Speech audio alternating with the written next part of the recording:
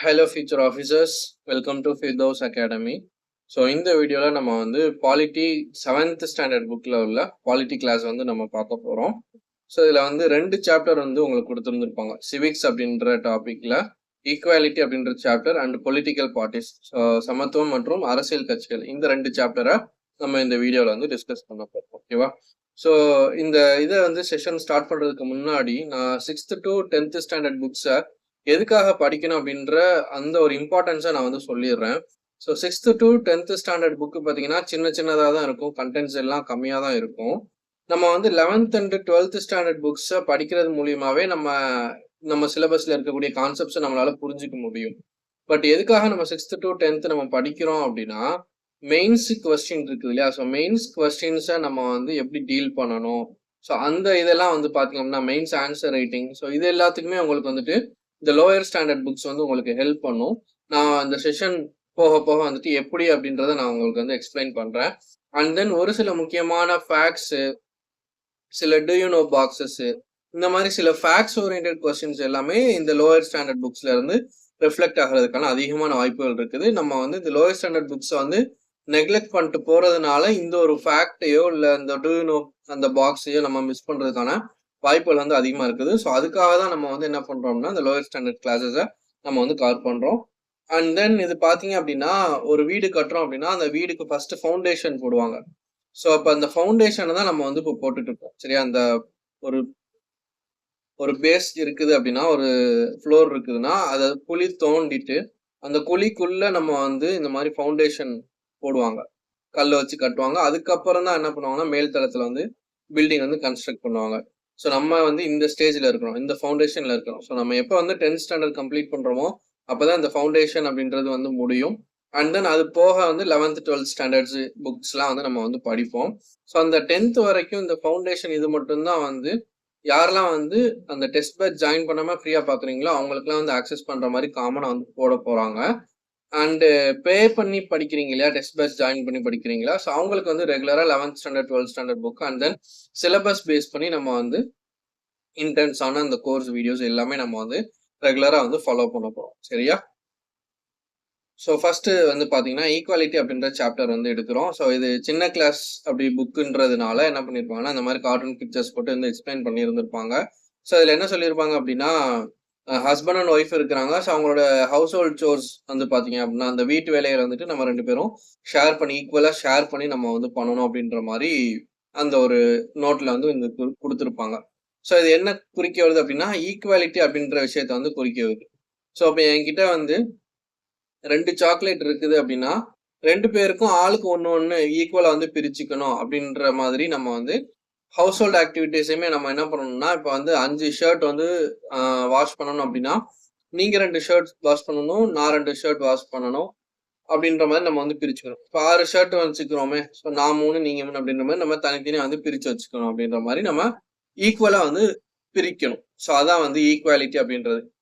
So இதில் ஈக்குவாலிட்டின்னு வரும்போது equity, equality அப்படின்னு சொல்லிட்டு 2 விஷயம் இருக்குது. சரியா? ஈக்விட்டி அப்படின்றது பார்த்தீங்கன்னா, இப்போ வந்து ஹஸ்பண்ட் ஒய்ஃப் 2 பேர் இருக்கிறாங்க அப்படின்னா ஹஸ்பண்டு ஒய்ஃப் இவங்க 2 பேருடைய கெப்பாசிட்டி அப்படின்றது மாறுபடும். அதாவது கெப்பாசிட்டி அப்படின்னா இப்போ ஹஸ்பண்ட் வந்து ஒரு 5 பரோட்டா சாப்பிட்றாங்க அப்படின்னா ஒய்ஃப் வந்து 3 பரோட்டா சாப்பிடுவாங்க. ஸோ இது வந்து அவங்களுடைய கெப்பாசிட்டி. இப்போ மொத்தமாக கூட்டினீங்கன்னா 8 இருக்கும். சரியா? 8 பரோட்டா வந்து இருக்குது. ஸோ அப்போ 8 பரோட்டா வாங்கினோம் அப்படின்னா ஆளுக்கு 4 அப்படின்னு பிரித்தோம் அப்படின்னா அது ஈக்குவாலிட்டி. ஈக்குவலாக 2 பேருக்கும் பிரித்து கொடுக்குறோம். ஈக்விட்டி அப்படின்னா அவங்களுக்கு என்ன தேவையோ அதை நம்ம ப்ரொவைட் பண்ணுறோம் அப்படின்னா அது வந்து ஈக்விட்டி. இப்போ 8 பரோட்டாவில் ஹஸ்பண்டுக்கு தேவையானது 5 பரோட்டா, ஒய்ஃப்க்கு தேவையானது 3 பரோட்டா. இப்போ அவங்களுக்கு தேவையானதை பிரித்து 5 3 பிரித்து கொடுத்தோம் அப்படின்னா அது ஈக்விட்டி. நம்ம ஆளுக்கு 4 பிரித்து கொடுத்தோம் அப்படின்னா ஒய்ஃபுக்கு வந்து எக்ஸஸாக போயிடும். அண்ட் தென் ஹஸ்பண்டுக்கு பார்த்தீங்க அப்படின்னா அவங்க வந்து டெபிசிட்ல வந்து போயிடுவாங்க. ஸோ அவங்களுக்கு பற்றாக்குறை வந்து ஏற்பட்டுரும். ஸோ அது வந்து ஈக்குவாலிட்டி அண்ட் ஈக்விட்டிக்கு உண்டான மேஜர் டிஃபரன்ஸ். ஸோ அதை பற்றின தெளிவான டீட்டெயில்ஸ், இந்த ப்ரீஆம்பிள் எக்ஸ்பிளைன் பண்ணுறது இது எல்லாமே நம்ம இந்த கோர்ஸ் வீடியோவில் வந்து பார்ப்போம். இது பேசிக்கான இன்ட்ரடக்ஷன், ஈக்குவாலிட்டினா என்ன, ஈக்விட்டினா என்ன அப்படின்றது. ஸோ இப்போ இந்த ஈக்குவாலிட்டியை பொறுத்த வரைக்கும் பார்த்தீங்க அப்படின்னா நேச்சுரல் ஈக்குவாலிட்டி அண்டு மேன்மேட் அப்படின்ற மாதிரி இருக்குது. இப்போ நேச்சுரலாக வந்து சில இன்ஈக்குவாலிட்டிஸ் வந்து இருக்கும். ஸோ இந்த நேச்சுரலா வந்து பாகுபாடு பார்க்கறது அப்படின்ற மாதிரி நேச்சுரலா இருக்கக்கூடிய இன்ஈக்குவல் அப்படின்றது பாத்தீங்கன்னா இப்ப நேச்சுரலா வந்து பாத்தீங்கன்னா, சில பேர் அந்த கலர்ஸ்ல வந்து வேரியேஷன் இருக்கும். அவங்களுடைய பிசிக்கல் ஸ்ட்ரென்த், அவங்களுடைய டேலண்ட், அவங்களுடைய ஹைட், வெயிட் இந்த மாரி நேச்சுரலா வந்து பாத்தீங்க அப்படின்னா, இன்இக்வாலிட்டீஸ் வந்து அக்கர் ஆகும். அந்த நேச்சுரலா அக்கர் ஆகக்கூடிய இன்இக்வாலிட்டீஸ நம்மளால ரெக்டிஃபை பண்ண முடியாது. அதுவே வந்து மேன் இன்இக்வாலிட்டீஸ் இருக்கும் பாத்தீங்களா? மேடா இருக்கிறது பாத்தீங்க அப்படின்னா, இப்ப ஜெண்டர் பேஸ்ட்ல வந்து அவங்கள வந்து பாகுபாடு பாக்குறது. கேஸ்ட், ரிலீஜியனு, அவங்க எந்த மொழிய சேர்ந்தவங்க, எந்த மதத்த சேர்ந்தவங்க. ஸோ இந்த மாரி பொருளாதார ரீதியா இருக்கிற இன்இக்வாலிட்டீஸ். ஸோ இதெல்லாம் வந்து ஒரு மனுஷன் வந்து உருவாக்கக்கூடியது. ஸோ இந்த இன்இக்வாலிட்டீஸ நம்மளால வந்து ரெக்டிஃபை பண்ண முடியும் அப்படின்ற விஷயத்த தான் வந்து இங்க சொல்றாங்க. ஸோ அப்ப இந்த ஒரு இன்இக்வாலிட்டீஸ் நம்ம சொசைட்டில வந்து இருக்கக்கூடாது அப்படின்ற விஷயத்த தான் வந்து நம்மளுடைய இந்திய அரசியலமைப்பு சட்டம் அப்படின்றதுல வந்து குடுத்திருப்பாங்க. அதே சமயம் நம்மளுடைய அரசியல்வாதிகள், அதாவது அரசு கவர்ன்மெண்ட் வந்து பாத்தீங்க அப்படின்னா, நெறைய சட்டங்கள வந்து கொண்டு வருவாங்க. ஸோ இந்த இன்இக்வாலிட்டீஸ வந்து சொசைட்டில இருந்து ரிமூவ் பண்ணணும் அப்படின்ற ஆஸ்பெக்ட்ல வந்து நம்மளுடைய கவர்ன்மெண்ட் வந்து இயங்கி வந்துட்டு இருக்குது. சரியா? ஸோ அப்ப யூனிவர்சலா பாத்தீங்க அப்படின்னா, இந்த கெப்பாசிட்டி, எபிலிட்டி ஒருத்தவங்களுக்கும் டிஃபரெண்ட் எபிலிட்டி இருக்கும். இதெல்லாம் வந்து யூனிவர்சலா எல்லாரும் அக்செப்ட் பண்ணிக்கிறாங்க. பட் இந்த லாங்குவேஜ் பேஸ் பண்ணியோ, கேஸ்ட் பேஸ் பண்ணியோ பிரிவினைய வந்து உருவாக்குறது, இன்ஈக்குவலா வந்து ட்ரீட் பண்றது, இத வந்து யாரும் அக்செப்ட் பண்றதில்ல. ஸோ இத வந்து புரொடெக்ட் பண்ற விதமா, இத வந்து நம்ம சொசைட்டில இருந்து களையிற விதமா நம்ம கான்ஸ்டிடியூஷன்ல நெறைய விஷயங்கள் குடுத்திருக்கிறாங்க. ஸோ இத பத்திலாம் தான் நம்ம வந்து பாலிட்டி அந்த லக்ஷ்மிகாந்த் புக்ல எல்லாம் வந்து டீடைல்டா நம்ம ஃபர்தரா வந்து படிப்போம். சரியா? ஸோ அப்ப ஈக்குவாலிட்டின்னா என்ன அப்படின்ற விஷயத்துக்கு இந்த ஒரு டெஃபினிஷனுக்கு நம்ம வந்து இந்த ப்ரொஃபஸர்னுடைய டெஃபினிஷனை நம்ம மெயின்ஸ்ல வந்து இன்ட்ரோடக்ஷனா வந்து யூஸ் பண்ணலாம். ஸோ மெயின்ஸ்க்கு ரொம்ப யூஸ்ஃபுல்லா இருக்கும் அப்படின்னு சொன்னேன் இல்லையா? ஸோ அதுல ஒன் பை ஒன்னா நான் வந்து அந்த இது விஷயத்த வந்து நான் வந்து எக்ஸ்பிளைன் பண்றேன். ஸோ இப்போ இன்ட்ரோடக்ஷனுக்கு நம்ம இந்த மாதிரி ஏதோ ஒரு திங்கரோ, ஏதோ ஒரு ப்ரொஃபஸரோ, ஸோ ஏதோ ஒரு சோஷியல் ஆக்டிவிஸ்ட் சொன்ன ஒரு கோட்ஸ் அந்த இது நமக்கு கிடைக்கும். இல்ல அவங்களுடைய இன்ட்ரோடக்ஷன் அவங்க என்ன டெஃபினிஷன் குடுத்திருக்காங்களோ அந்த டெஃபினிஷன் நம்மளுக்கு கிடைக்கும்.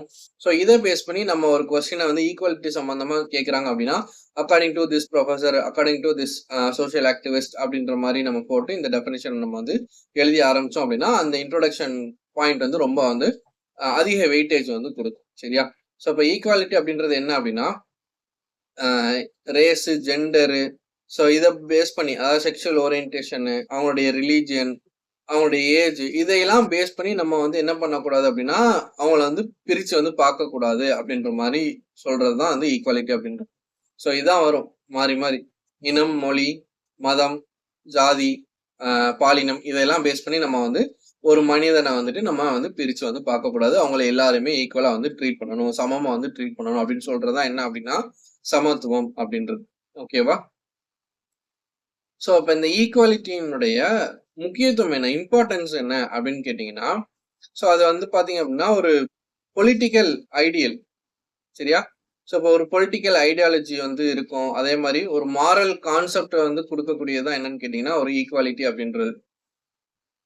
ஸோ இந்த ஈக்குவாலிட்டி அப்படின்ற கான்செப்ட் வந்து என்ன பண்ணும் அப்படின்னா, எல்லா ஹியூமன் பீயிங்ஸ்க்கு உள்ளேயும் பாத்தீங்க அப்படின்னா, அவங்க எந்த ஜாதியா இருந்தாலும் சரி, எந்த கலரா சேர்ந்தாலும் சரி, எந்த ஜெண்டர், என்ன ரேஸ், என்ன நேஷனாலிட்டிஸ், அவங்க என்ன இனம், மொழி இதெல்லாம் தாண்டி ஒரு பொலிட்டிக்கல் ஐடியாலஜியை பேஸ் பண்ணி ஒன்னா வந்து இணையிறது, இல்ல ஒரு மாரல் ஐடியாவை பேஸ் பண்ணி ஒன்னா இணையிறது, இதுதான் வந்து ஈக்குவாலிட்டியினுடைய முக்கியத்துவம். ஸோ இப்போ ஒரு கிளாஸ்ல வந்து பாத்தீங்க அப்படின்னா ஒவ்வொருத்தவங்க ஒவ்வொரு கலர்ல இருப்பாங்க, ஒவ்வொருத்தவங்க ஒவ்வொரு ஜெண்டர்ல இருப்பாங்க, இல்ல ஒவ்வொருத்தவங்க ஒரு ஒரு கண்ட்ரியை சேர்ந்தவங்க, இல்ல ஒரு ஸ்டேட்டை சேர்ந்தவங்க அந்த மாதிரிலாம் இருப்பாங்க காலேஜஸ்ல எல்லாம் பாத்தீங்கன்னா. ஸோ அப்ப அவங்க எல்லாருமே வந்து ஃப்ரெண்ட்ஸா இருக்கிறாங்க அப்படின்னா அது வந்து அந்த ஒரு ஈக்குவாலிட்டி, அந்த ஒரு ஒற்றுமையை வந்து குறிக்கக்கூடிய ஒரு விஷயமா இருக்குது. ஸோ அதுதான் வந்து ஈக்குவாலிட்டியினுடைய ஒரு முக்கியத்துவம் அப்படின்ற மாதிரி வந்து சொல்லியிருக்கிறாங்க. சரியா? ஸோ நம்ம கான்ஸ்டியூஷன்லயே வந்து லிபர்ட்டி, ஈக்குவாலிட்டி இதை பத்திலாம் நிறைய வந்து எக்ஸ்பிளைன் பண்ணியிருக்கிறாங்க. ஸோ இது எல்லாமே வந்து பாத்தீங்க அப்படின்னா ஃபர்தரா நம்ம வந்து இந்த ப்ரீஆம்பிள்ல டீடைல்டா எக்ஸ்பிளைன் பண்ண போகும்போது நம்ம வந்து அதெல்லாம் வந்து நம்ம படிப்போம். ஓகேவா? ஸோ இப்போதைக்கு ஈக்குவாலிட்டினா என்ன அப்படின்னா, இந்த மாதிரி இனம், மொழி, ஜாதி, மதம் இதெல்லாம் பேஸ் பண்ணி நம்ம ஒரு மனுஷனை வந்து இன்ஈக்குவலா ட்ரீட் பண்ண கூடாது. ஸோ அதான் வந்து ஈக்குவாலிட்டி. ஸோ இதை வந்து கிறிஸ்பா நீங்க வந்து பார்த்து வச்சுக்கோங்க. சரியா? ஸோ இப்போ இந்த ஈக்குவாலிட்டிலே வந்து நிறைய கைண்ட்ஸ் ஆஃப் ஈக்குவாலிட்டி, நிறைய வந்து வகைகள் இருக்குது. ஸோ அந்த ஈக்குவாலிட்டியோட கைண்ட்ஸ் பார்த்தீங்கன்னா, ஒன்று சோஷியல் ஈக்குவாலிட்டி, சமூகத்தில் இருக்கக்கூடிய அந்த இன்இக்வாலிட்டிஸ் வந்து நம்ம களையணும் அப்படிம்பாங்க. சோஷியல், பொலிட்டிக்கல், அதே மாதிரி எக்கனாமிக், அதே மாதிரி ஜெண்டர் இன்இக்வாலிட்டி இதெல்லாம் நம்ம வந்து என்ன பண்ணணும்னா ரிமூவ் பண்ணணும் அப்படின்னு சொல்லுவாங்க. ஸோ அப்படின்னா என்ன? சோஷியல் ஈக்குவாலிட்டினா என்ன? பொலிட்டிக்கல் ஈக்குவாலிட்டினா என்ன? அப்படின்றத நம்ம வந்து பார்க்க போறோம். சரியா? சோஷியல் ஈக்குவாலிட்டி அப்படின்னா சொசைட்டில நம்ம மக்களை வந்து எல்லாரையும் ஈக்குவலா வந்து ட்ரீட் பண்ணணும். அதுதான் வந்து சோஷியல் ஈக்குவாலிட்டி அப்படின்னு சொல்லக்கூடியது. சரியா?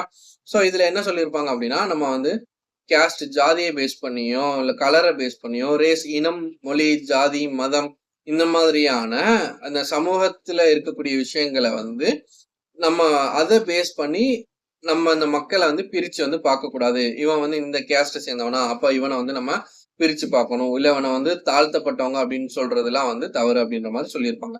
ஸோ அந்த மாதிரி நம்ம வந்து எந்த ஒரு டிஸ்கிரிமினேஷனும் பண்ணக்கூடாது அப்படின்னு சொல்லியிருப்பாங்க. ஸோ அது வந்து எந்தெந்த ஆஸ்பெக்ட்ல எல்லாம் வரும் சோஷியல் ஈக்குவாலிட்டின்னு பாத்தீங்க அப்படின்னா, ரேஸ், ரிலீஜியனு, கேஸ்ட், சரியா? ரேஸ், ரிலீஜன், கேஸ்ட், செக்ஸ், அப்புறம் பிளேஸ் ஆஃப் பர்த் அப்படின்னு சொல்லிட்டு வரும். ஓகேவா? ஸோ இந்த 5 விஷயத்த பேஸ் பண்ணி நம்ம வந்து என்ன பண்ணக்கூடாது, அவங்க எந்த இடத்துல பிறந்திருக்கிறாங்க, இந்த ஊர்ல பிறந்திருக்காங்க, இல்ல இந்த மாநிலத்துல பிறந்திருக்கிறாங்க அப்படின்ற மாதிரிலாம் நம்ம வந்து பிரிச்சு பார்க்கக்கூடாது. ஸோ இந்த ஆஸ்பெக்ட்ல எல்லாம் நம்ம வந்து பிரிச்சு பார்க்காம இருக்கணும். அதுதான் வந்து என்னன்னு கேட்டீங்கன்னா சோஷியல் ஈக்குவாலிட்டி. பிரிச்சு பார்த்தோம் அப்படின்னா அது வந்து இன்ஈக்குவாலிட்டி. ஓகேவா?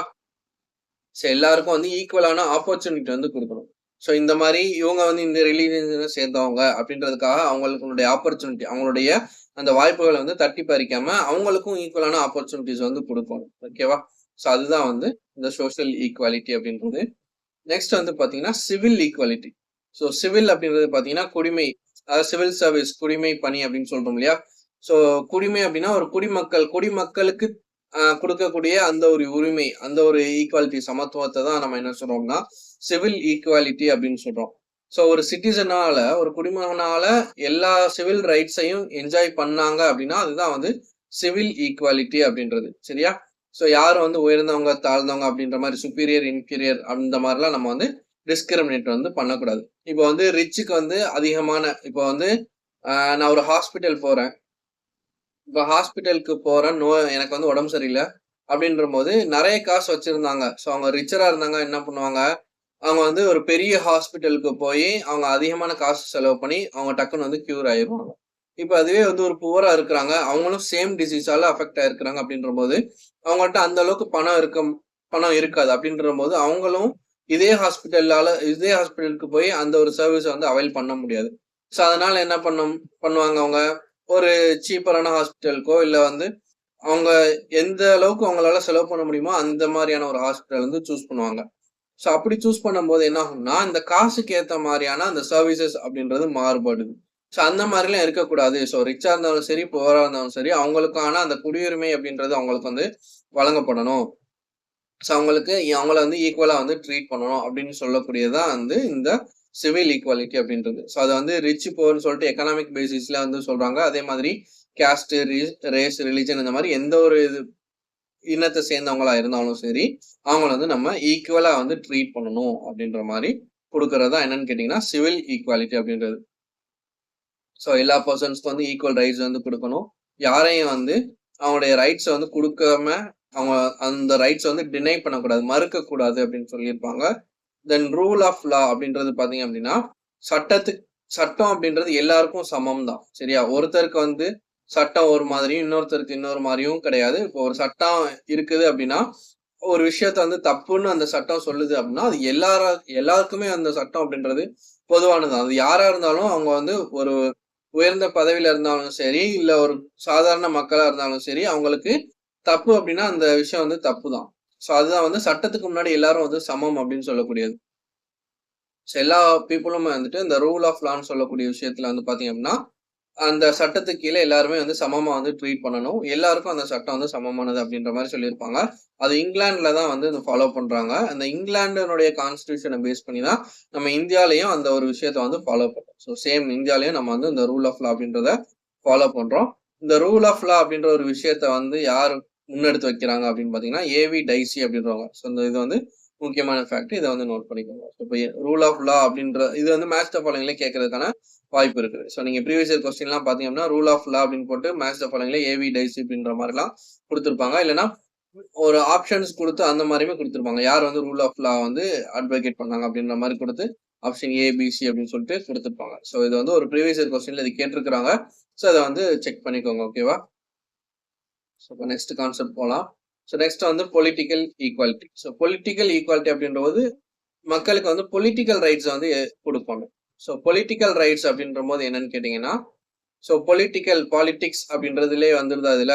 ஸோ பாலிடிக்ஸ்ல என்ன பண்ணுவோம், நம்ம ஓட் பண்ணுவோம். சரியா? ஸோ இப்போ ஓட்டிங் ரைட்ஸ் வந்து எல்லாருக்குமே வந்து கொடுக்கணும். ஸோ எல்லாருக்குமே அப்படின்ற மீன்ஸ் இந்தியாவில் வந்து பார்த்தீங்கன்னா 18 வயசுக்கு மேல உள்ளவங்க, ஸோ உங்களை அடல்ட்ஸ்ன்னு சொல்றோம். 18 வயசை தாண்டின எல்லாருக்குமே வந்து அவங்க எந்த இனமா இருந்தாலும் சரி, எந்த மொழியை சேர்ந்தவங்களா இருந்தாலும் சரி, எந்த ஜெண்டரை சேர்ந்தவங்களா இருந்தாலும் சரி, 18 வயசு ஆயிடுச்சு அப்படின்னா உங்களுக்கு வந்து ஓட்டிங் ரைட்ஸ் வந்து இருக்குது. ஸோ அவங்களுக்கு எல்லாருக்குமே வந்து ஓட் பண்றதுக்கான உரிமை வந்து கொடுக்கணும். ஸோ இது ஒரு பொலிட்டிக்கல் ரைட். இது இல்லாம வேற என்ன பொலிட்டிக்கல் ரைட்னு கேட்டீங்கன்னா, to contest in election. So எலெக்ஷன்ல வந்து பார்ட்டிசிபேட் பண்றதுக்காக. சரியா? ஸோ எலெக்ஷன்ல வந்து நம்ம பங்கு பெறதுக்கு நமக்கு வந்து உரிமை இருக்குது. ஸோ எலெக்ஷன்ல பார்ட்டிசிபேட் பண்றதுனா ஒரு எம்எல்ஏ எலெக்ஷன்லயோ இல்லை ஒரு எம்பி எலெக்ஷன்லயோ நான் வந்து தேர்தலில் வந்து நிக்கிறதுக்கு எனக்கு வந்து உரிமை இருக்குது. ஸோ அதுக்கு வந்து எலிஜிபிலிட்டி பார்த்தீங்கன்னா 25 வயசு வந்து இருக்கணும். ஸோ அப்படி இருந்தால் தான் எம்எல்ஏ எம்பி எலெக்ஷன்லாம் வந்து நம்ம பார்ட்டிசிபேட் பண்ண முடியும். அதே மாதிரி பிரசிடென்ட் எலெக்ஷன்லையும் நம்ம வந்து பார்ட்டிசிபேட் பண்ணலாம். ஸோ அதுக்குன்னு ஏஜ் எலிஜிபிலிட்டி கிரைட்டீரியா அந்த மாதிரிலாம் இருக்குது. ஸோ இது எல்லாத்தையும் தான் நம்ம வந்து பார்த்தீங்க அப்படின்னா இந்த கோர்ஸ் வீடியோவில் நம்ம வந்து கற்றுக்க போகிறோம். சரியா? இப்போதைக்கு பேசிக் தான் நம்ம வந்து பார்த்துட்டு இருக்கிறோம். ஸோ ஃபர்ஸ்ட் வந்து சோஷியல் ஈக்குவாலிட்டினா என்னன்னு பார்த்தோம், சிவில் ஈக்குவாலிட்டினா என்னன்னு பார்த்தோம். இப்போ பொலிட்டிக்கல் ஈக்குவாலிட்டி அப்படின்றதுல என்னென்னலாம் வருதுன்னு பார்த்தீங்கன்னா, right to vote. So vote பண்றதுக்கான ரைட்ஸ் வந்து கொடுக்கணும். Right to hold public office. So அந்த அலுவலகங்கள், ஸோ அதாவது கவர்மெண்ட் ஆஃபீஸை வந்து நம்ம அங்க போய் வேலை பார்க்கறதுக்கான ரைட்ஸ். ஸோ அதாவது எலெக்ஷன்ல நான் வந்து பார்ட்டிசிபேட் பண்ணி அதுல தேர்ந்தெடுத்து நான் வந்து ஒரு பொறுப்புல வந்து இருக்கிறதுக்கான ரைட்ஸ் வந்து எனக்கு கொடுக்கணும். அதே மாதிரி கவர்மெண்ட் வந்து கிரிட்டிசைஸ் பண்றதுக்காக, ஸோ அவங்க கவர்மெண்ட் ஏதாவது ஒரு லா கொண்டு வராங்க, ஏதாவது பாலிசி கொண்டு வராங்க அப்படின்னா, ஏதாவது ஒரு சட்டம் புதுசா ஏற்றுறாங்க அப்படின்னா அதுல உள்ள நெகட்டிவான விஷயத்த நான் வந்து விமர்சனம் பண்றதுக்கு எனக்கு வந்து உரிமை இருக்கணும்.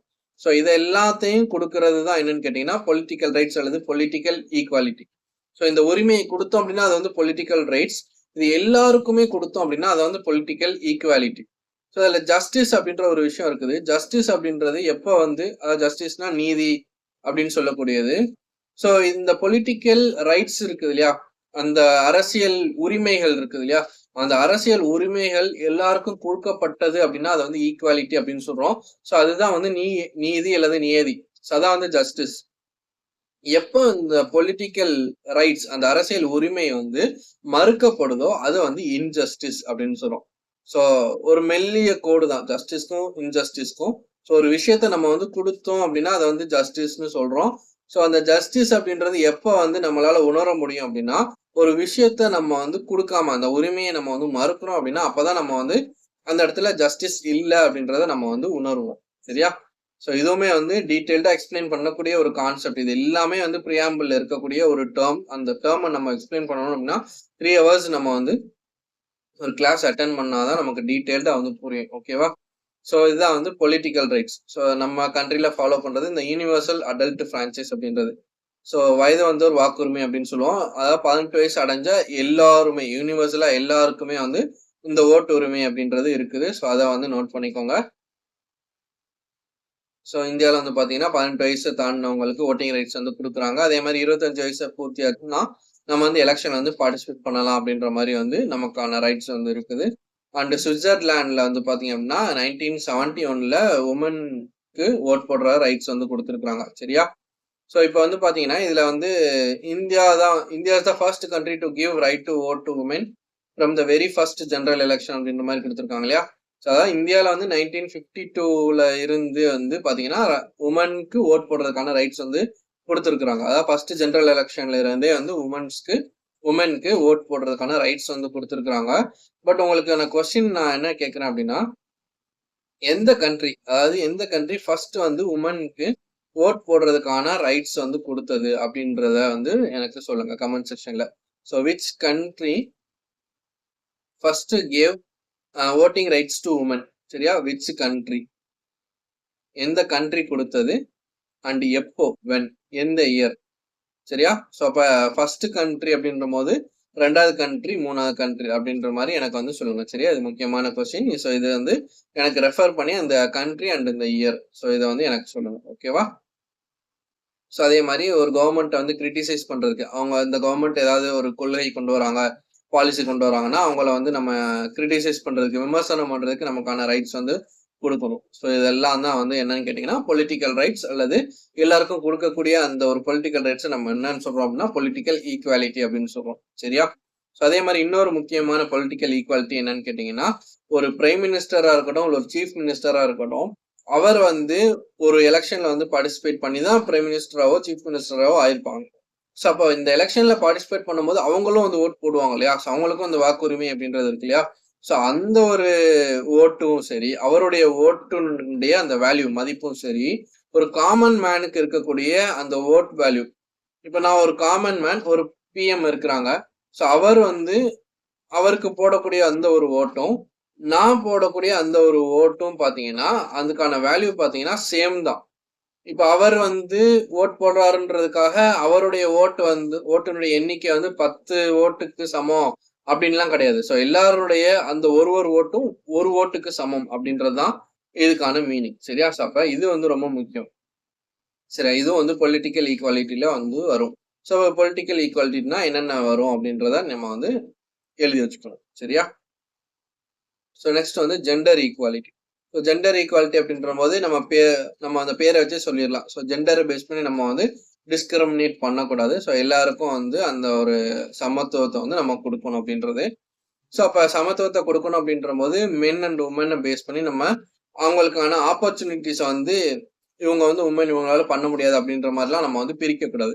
ஸோ அவங்களுக்கான சாய்ஸஸ், அவங்க வந்து நான் இதை படிக்கணும், நான் இந்த வேலைக்கு போகணும்னு சொல்றாங்க அப்படின்னா அவங்களுக்கான அந்த ஆப்பர்ச்சுனிட்டிஸை வந்து மறுக்கக்கூடாது. ஸோ அவங்க என்ன விரும்புறாங்களோ அவங்களுக்கு வந்து அதை ப்ரொவைட் பண்ணணும். ஸோ அதுதான் வந்து உமன் ஈக்குவாலிட்டி, அதாவது ஜெண்டர் ஈக்குவாலிட்டி அப்படின்றது.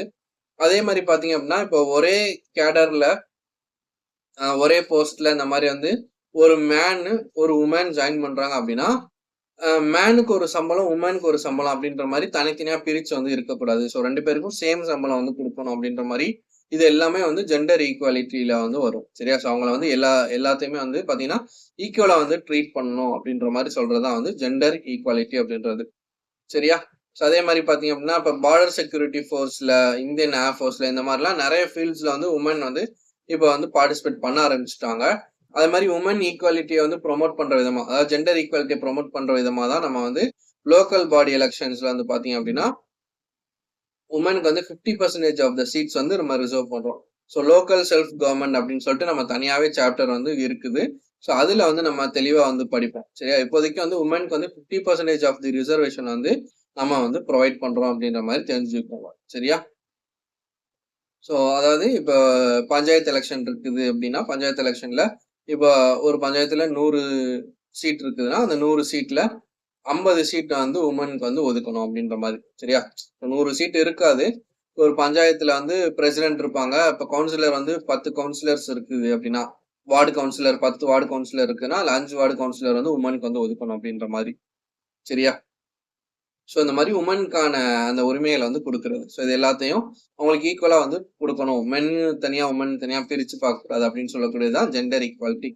ஸோ அப்ப இதுல இருந்து நம்ம என்ன மெயின்ஸ்க்கு நம்ம எடுத்துக்கலாம் அப்படின்னா ஈக்குவாலிட்டினா என்ன அப்படின்றத நம்ம டெஃபினேஷன் நம்ம வந்து பார்த்தோம். ஸோ அப்ப அந்த டெஃபினேஷனை நம்ம வந்து எழுதிடலாம்.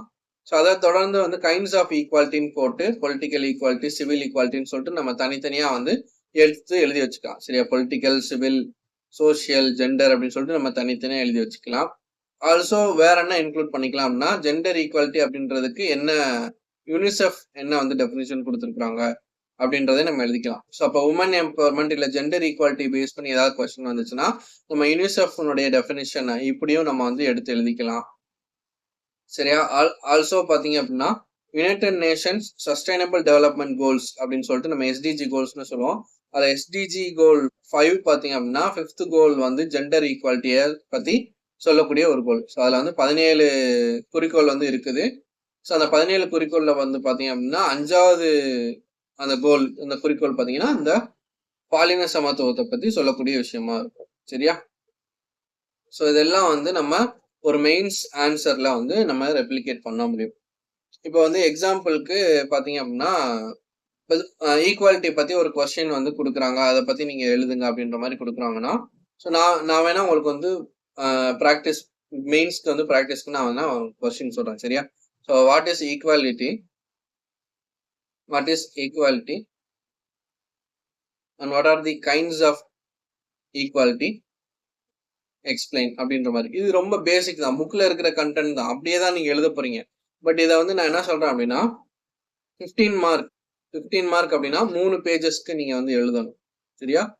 ஸோ 3 பேஜஸ்க்கு நீங்க வந்து எப்படி வந்து இந்த விஷயத்த வந்து எழுத போறீங்க அப்படின்றத நீங்க தான் பார்க்கணும். ஸோ இப்போ இந்த 3 பேஜுக்கு நீங்க எழுதி என்ன பண்ணுங்கன்னா போட்டோ எடுத்து பிடிஎஃபா குரூப்ல வந்து சென்ட் பண்ணுங்க. சரியா?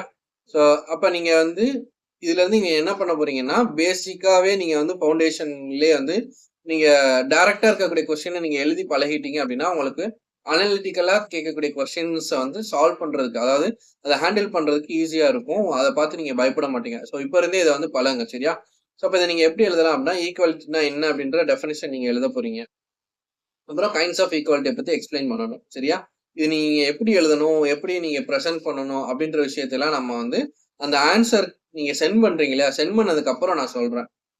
சரியா? நான் பர்சனலா கூட நான் யாரெல்லாம் சென்ட் பண்றீங்களோ உங்களுக்கு பர்சனலா நான் வந்து ரிவ்யூஸ் வந்து சொல்றேன். ஏன்னா நிறைய பேர் இப்போ காமனா சொல்லிட்டு போயிட்டேன்னா யாரும் பெருசா இன்ட்ரெஸ்ட் காட்ட மாட்டாங்க மெயின்ஸ் எழுதுறது பொறுத்த வரைக்கும். இதெல்லாம் நான் எழுதிக்கிட்டு நான் மெயின்ஸ்லாம் எழுத மாட்டேன், நான் குரூப் 4 தான் படிப்பேன், குரூப் 2A மெயின்ஸ் தான் நான் படிப்பேன் அப்படின்ற மாதிரி இருப்பாங்க. ஸோ நீங்க வந்து ஏனியை வந்து போடுறீங்கன்னா வானத்துக்கு போடுங்க, கூரையில போடாதீங்க அப்படின்னு சொல்லுவாங்க. ஸோ அப்போ நீங்க வந்து மெயின்ஸ் நீங்க எந்த அளவுக்கு நீங்க டெப்தா படிக்க ஆரம்பிக்கிறீங்களோ அந்த அளவுக்கு உங்களுக்கு நாலேஜ் வந்து ஷார்ப் ஆகும். ஸோ நாலேஜ் எந்த அளவுக்கு நீங்க ஷார்ப்பா ஆக்குறீங்களோ, எந்த அளவுக்கு நீங்க கான்செப்ட்ல கிளாரிட்டியா இருக்கீங்களோ அந்த அளவுக்கு கேட்கக்கூடிய கொஸ்டின், ப்ரிலிம்ஸ்ல கேட்கக்கூடிய கொஸ்டினை உங்களால ஹேண்டில் பண்ண முடியும். சரியா?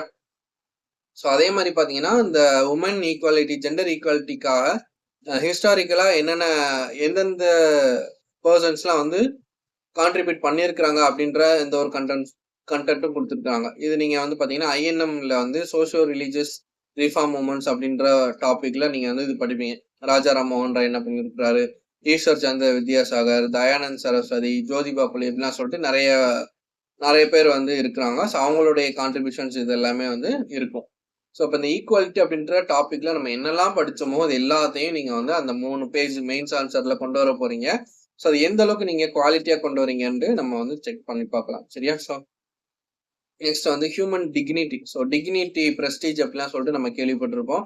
ஸோ டிக்னிட்டி அப்படின்னா என்னன்னா நம்மளுடைய அந்த செல்ஃப் ரெஸ்பெக்ட், ஸோ சுயமரியாதையை தான் நம்ம வந்து இந்த டிக்னிட்டி அப்படின்னு சொல்லிட்டு சொல்றோம். ஸோ அந்த செல்ஃப் ரெஸ்பெக்டை வந்து ஒரு மனிதன் இருக்கிறான்னா அந்த மனிதனுக்குன்னு ஒரு செல்ஃப் ரெஸ்பெக்ட் இருக்கும். ஸோ அவங்களுக்குன்னு அந்த ஒரு சுயமரியாதை இருக்கும். அதை நம்ம வந்து ப்ரொடெக்ட் பண்ணணும், அதை நம்ம வந்து கொடுக்கணும். ஸோ அவங்க சுயமரியாதையை வந்து இழக்கிற மாதிரியான விஷயத்த நம்ம வந்து பண்ணக்கூடாது. சரியா? ஸோ அதுதான் வந்து ஹியூமன் டிக்னிட்டி அப்படின்றது. ஸோ இது ஜஸ்ட் அப்படின்னா என்ன அப்படின்றத மட்டும் தெரிஞ்சு வச்சுக்கோங்க. ஓகேவா? ஸோ நெக்ஸ்ட் வந்து பாத்தீங்கன்னா equality of opportunity and education. So education கல்வியிலையும் அவங்களுக்கு கொடுக்கக்கூடிய வாய்ப்புகள்லையும். ஸோ வாய்ப்புகள்னு வரும்போது எஜுகேஷன்ல நம்ம வாய்ப்பு கொடுக்கலாம், ஸ்போர்ட்ஸ்ல வாய்ப்பு கொடுக்கலாம், வேலை வாய்ப்பு கொடுக்கலாம். இந்த மாதிரி ஆப்பர்ச்சுனிட்டிஸ்ன்றது நிறைய இருக்கு. ஸோ அப்போ எஜுகேஷன்லையும் நம்ம வந்து வாய்ப்பு கொடுக்குறோம். ஸோ அப்போ இதெல்லாம் வந்து எல்லாருக்குமே ஈக்குவலா வந்து அவங்களுக்கான வாய்ப்புகள் வந்து நம்ம எடுத்து கொடுக்கணும். ஸோ அப்போ அந்த எல்லாருக்குமே அந்த வாய்ப்பு போகணும் அப்படின்றதுக்காக தான் வந்து நம்ம கண்ட்ரில ரிசர்வேஷன் அப்படின்ற சிஸ்டமே வருது. ஏன் அப்படின்னா இப்போ வந்து ஒரு எக்ஸாம் நடக்குது அப்படின்னா, இப்போ டிஎன்பிஎஸ்சி எக்ஸாம் நடக்குதுன்னா இப்போ இந்த டிஎன்பிஎஸ்சியில் first rank, second rank, third rank அப்படின்னு சொல்லிட்டு இப்படி வரிசையா இப்போ வந்து ஒரு 10 வேகன்சி தான் இருக்குது அப்படின்னா ஒரு டாப் 10 ரேங்க்ல உள்ளவங்களுக்கு தான் வந்து அந்த போஸ்டிங் வந்து போகும். ஸோ இப்போ இந்த டாப் 10 ரேங்க்குமே வந்து ஃபீமேலா இருந்தா அப்படின்னா மேல் என்ன பண்ணுவாங்க, ஃபீல் பண்ணுவாங்க. ஸோ 10 போஸ்ட்டுமே ஃபீமேல் நல்லா படிச்சு போயிட்டாங்க, எனக்கு வந்து எந்த ஒரு இதுவுமே இல்லை அப்படின்னு நினைப்பாங்க. இல்ல 10 பேருமே மேல் போயிட்டாங்க அப்படின்னா ஃபீமேலுக்கு வாய்ப்பு இல்லாம போகும். ஸோ அப்படின்னு இருக்கிறதுனாலதான் என்ன பண்றாங்கன்னா அந்த ரிசர்வேஷன் அப்படின்ற ஒரு விஷயமே வருது. ஸோ ஃபீமேல் அப்படின்றவங்களை வந்து நம்ம உமன் எம்பவர்மெண்ட் அப்படின்றத கொண்டு வரணும் அப்படின்றதுக்காக தான் ஃபீமேலுக்கு வந்து அந்த ரிசர்வேஷன் கிரைட்டீரியா வந்து கொண்டு வராங்க. அதே மாதிரி ஒரு பர்டிகுலர் கம்யூனிட்டியை சேர்ந்தவங்க மட்டுமே வந்து இந்த ஃபுல்லாத்தையும் ஆக்குப்பை பண்ணிடக்கூடாது. ஒரு சில கம்யூனிட்டிலாம் வந்து இந்த மாதிரி கவர்மெண்ட் சர்வீசஸ்லாம் வர மாட்டேங்கிறாங்க, படிக்க மாட்டாங்க. அப்ப அவங்களுக்கும் நம்ம ஊக்குவிக்கணும், அவங்களுக்கும் ஈக்குவலான ஒரு ஆப்பர்ச்சுனிட்டி வந்து நம்ம ப்ரொவைட் பண்ணணும் அப்படின்றதுக்காக தான் வந்து இந்த ரிசர்வேஷன் சிஸ்டமே வந்து கொடுத்துருக்குறாங்க. சரியா? ஸோ அதுக்கேற்ற மாதிரி நம்ம வந்து அவங்கள வந்து அவங்களுக்கும் வந்து வாய்ப்பு அளிக்கணும் அப்படின்றதுக்காக இந்த ரிசர்வேஷன் கொடுத்து இந்த ஈக்குவாலிட்டி ஆஃப் ஆப்பர்ச்சுனிட்டி இதெல்லாம் வந்து கொடுத்துருக்குறாங்க. ஸோ இதெல்லாம் வந்து பாத்தீங்க அப்படின்னா நம்ம இந்தியன் கான்ஸ்டிடியூஷன்ல ரைட் டு ஈக்குவாலிட்டி அப்படின்னு சொல்லி ஆர்டிகல் 14 to 18 வரைக்கும் இந்த ஈக்குவாலிட்டியை பத்தி பேசக்கூடிய ஆர்டிகல்ஸ் தான் வந்து இருக்கு. சரியா? ஸோ அந்த 14 to 18 இது எல்லாத்தையும் நம்ம டீடைல்டான எக்ஸ்பிளனேஷன்லாம் நம்ம வந்து ஃபண்டமெண்டல் ரைட்ஸ் அடிப்படை உரிமைகள் பார்ட் 3 ஃபண்டமெண்டல் ரைட்ஸ் அடிப்படை உரிமைகள் அப்படின்ற அந்த கிளாஸ்ல வந்து நம்ம வந்து படிப்போம். இப்போதைக்கு பேசிக் ஆர்டிகல் 14 என்ன 15 என்ன அப்படின்றத மட்டும் ஜஸ்ட் அந்த ஹெட்லைன்ஸ் மட்டும் எழுதி வச்சுக்கோம். சரி, ஆர்டிகல் 14 அப்படின்றது equality before law and equal protection of law. Equality before law and equal protection of law அப்படின்னா என்னன்னா, சட்டத்துக்கு முன்னாடி எல்லாரும் சமம் தான். அதே மாதிரி அந்த சட்டத்தை வந்து நம்ம பாதுகாக்கணும், அந்த சட்டத்தையே நம்ம வந்து பாதுகாக்கணும் அப்படின்றதுதான் வந்து இந்த ஆர்டிகல் 14 சொல்லக்கூடியது. ஆர்டிகல் 15 அப்படின்றது ப்ரொஹிபிஷன் ஆஃப் டிஸ்கிரிமினேஷன். ஸோ அந்த பாகுபாடை வந்து தடை செய்யணும்.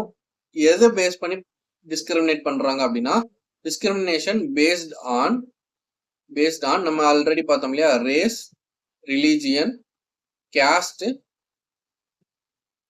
Sex and place of birth. So இந்த 5 விஷயத்தை பேஸ் பண்ணி டிஸ்கிரிமினேட் பண்றத நம்ம வந்து ப்ரொஹிபிட் பண்ணணும், தடை செய்யணும். இந்த 5 விஷயத்தை பேஸ் பண்ணி நம்ம டிஸ்கிரிமினேட் பண்ணக்கூடாது அப்படின்னு சொல்லக்கூடியது ஆர்டிகல் 15. ஆர்டிகல் 16ன்றது இந்த கவர்மெண்ட் ஆஃபீஸ்ல பப்ளிக் எம்ப்ளாய்மெண்ட்ல ஈக்குவலா வந்து அவங்களுக்கு ஆப்பர்ச்சுனிட்டி கொடுக்கணும். ஸோ இது கீழே தான் அந்த ரிசர்வேஷன் இது எல்லாமே வருது. ஓகேவா? நெக்ஸ்ட் ஆர்டிகல் 17 அப்படின்றது அன்டச்சபிலிட்டி. ஸோ தீண்டாமையை வந்து ஒழிக்கணும் அப்படின்ற சொல்லக்கூடியதான் வந்து ஆர்டிகல் 17. ஆர்டிகல் 18ன்றது இந்த டைட்டில்ஸ் வந்து அபாலிஷ் பண்ணணும். ஸோ டைட்டில்ஸ்னு வரும்போது இப்ப பத்மபூஷன், பத்ம விபூஷன் அப்படின்ற அவார்ட்லாம் கொடுக்குறாங்க இல்லையா? ஸோ அந்த மாதிரி அவார்ட்லாம் கொடுக்கும்போது அது ஜஸ்ட் ஒரு அவார்ட் தான்.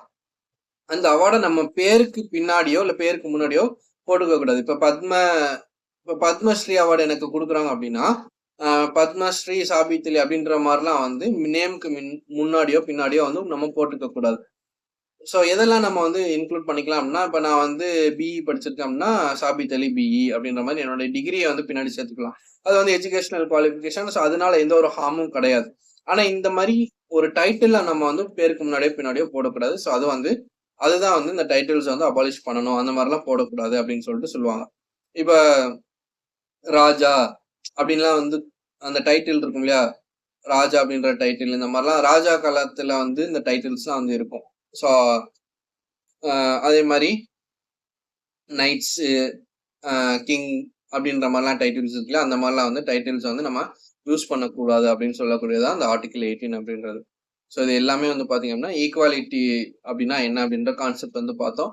அதே மாதிரி ஆர்டிகல் 21 வந்து right to life and personal liberty அப்படின்றது வரும். சரியா? ஸோ அதுலேயுமே வந்து இந்த equality before law and equal protection of law அப்படின்றத வந்து அதை ஸ்ட்ரென்தன் பண்ற விதமா வந்து இந்த ஆர்டிகல் 21ல கொடுத்துருக்காங்க அப்படின்ற மாதிரி சொல்லியிருக்கிறாங்க. சரியா? ஸோ இந்த ஒரு பாயிண்ட்டை மட்டும் நோட் பண்ணிக்கோங்க. ஏன் அப்படின்னா இது ஒரு ஸ்டேட்மெண்ட்டாவே உங்களுக்கு வந்து கொஸ்டின்ல வந்து வரலாம். ஸோ இந்த ஆர்டிகல் 21 அப்படின்றது அதுவுமே வந்து பாத்தீங்கன்னா உங்களுக்கு வந்து ஈக்குவாலிட்டி பிஃபோர் லா இந்த தமிழ்ல இருந்து இங்க கொடுத்துருப்பாங்க. ஸோ சட்டத்தின் முன் எல்லாருமே வந்து சமம் தான். அதே மாதிரி அனைவருக்கும் சட்டத்தின் முன் அனைவரும் சமம் மற்றும் அனைவருக்கும் இந்த சட்டம் அப்படின்றது சமமா வந்து பாதுகாக்கணும் அப்படின்ற மாதிரி கொடுத்துருக்காங்க இல்லையா? ஸோ இது ஆர்டிகல் 21லயும் மேம்படுத்துறதுக்காக, வலிமைப்படுத்துறதுக்காக வந்து கொடுத்துருப்பாங்க அப்படின்ற மாதிரி ஒரு ஸ்டேட்மெண்ட் கொடுத்தாங்க அப்படின்னா, ஸோ ஆர்டிகல் 21 அப்படின்ற போது நம்ம பாலிட்டி படிச்சதுக்கு அப்புறம் நம்ம மைண்ட்ல வர்றது எல்லாமே இந்த ரைட் டு லைஃப் மட்டும் தான் மைண்ட்ல வரும். ஸோ அப்போ இதுவும் வந்து ஸ்ட்ரென்தன் பண்ணுது அப்படின்றத நம்ம தெரிஞ்சுக்கணும். ஸோ அதை வந்து நோட் பண்ணிக்கோங்க. ஸோ அப்போ இந்த மாதிரி விஷயத்த தான் வந்து நம்ம ஹைலைட்டா வந்து பார்க்கணும். ஸோ இந்த மாதிரி விஷயத்த தான் நம்ம வந்து மிஸ் பண்ணிடுவோம். ஓகேவா? ஸோ அதே மாதிரி ஈக்குவாலிட்டியை ப்ரொமோட் பண்றதுக்கு என்னெல்லாம் வந்து வழிகள் இருக்குது அப்படின்றத இந்த பாயிண்ட்ஸ்லாம் வந்து நம்ம எழுதி வச்சுக்கணும். சரியா? ஸோ இதுவுமே நம்ம மெயின்ஸ்ல வந்து எழுதிக்கலாம். ஸோ மெயின்ஸ் ஆன்சர்ல ஈக்குவாலிட்டியை ப்ரொமோட் பண்றதுக்கு இந்த மாதிரியான வழிகள்லாம் வந்து இருக்குது. ஸோ எல்லாருக்கும் வந்து எஜுகேஷன் கொடுக்கறது, அதே மாதிரி ஈக்குவாலிட்டியை வந்து ப்ரொமோட் பண்ற விதமா சட்டங்கள், ஸோ லாஸ் கிரியேட் பண்றது, அதே மாதிரி பாலிசிஸ், ஸோ அதே மாதிரி கொள்கைகள், ஈக்குவாலிட்டி ப்ரொமோட் பண்ற விதமா கொள்கைகள் வந்து நம்ம மேக் பண்றது, அதே மாதிரி எல்லாரும் வந்து நம்ம ஃபேரா சமமா வந்து ட்ரீட் பண்ணணும். இன்க்ளூசிவ் நேச்சர், இன்க்ளூசிவ் கல்ச்சர் அப்படின்னா இப்போ ஒரு ஸ்கீம் கொண்டு வரோம் அப்படின்னா அந்த ஸ்கீமுக்குள்ள எல்லாருமே இன்க்ளூசிவா நம்ம வந்து கவர் பண்ற மாதிரி வச்சிருக்கணும். ஸோ எல்லா கம்யூனிட்டிஸுமே வந்து அடங்கணும். இல்ல ரிச் பீப்புளுக்கு மட்டுமே அந்த ஒரு விஷயத்த கொடுக்காம புவர் பீப்புளும் இதுல இருந்து பெனிஃபிட் அடையணும் அப்படின்ற மாதிரி நம்ம எல்லாத்தையுமே இன்க்ளூட் பண்ணி கொண்டு வரக்கூடிய அந்த ஒரு பாலிசியோ சட்டமோ இல்ல அந்த ஒரு ஸ்கீமோ திட்டமோ வந்து இருக்கணும் அப்படின்ற மாதிரி சொல்றதுதான் இன்க்ளூசிவ் நேச்சர் அப்படின்றது.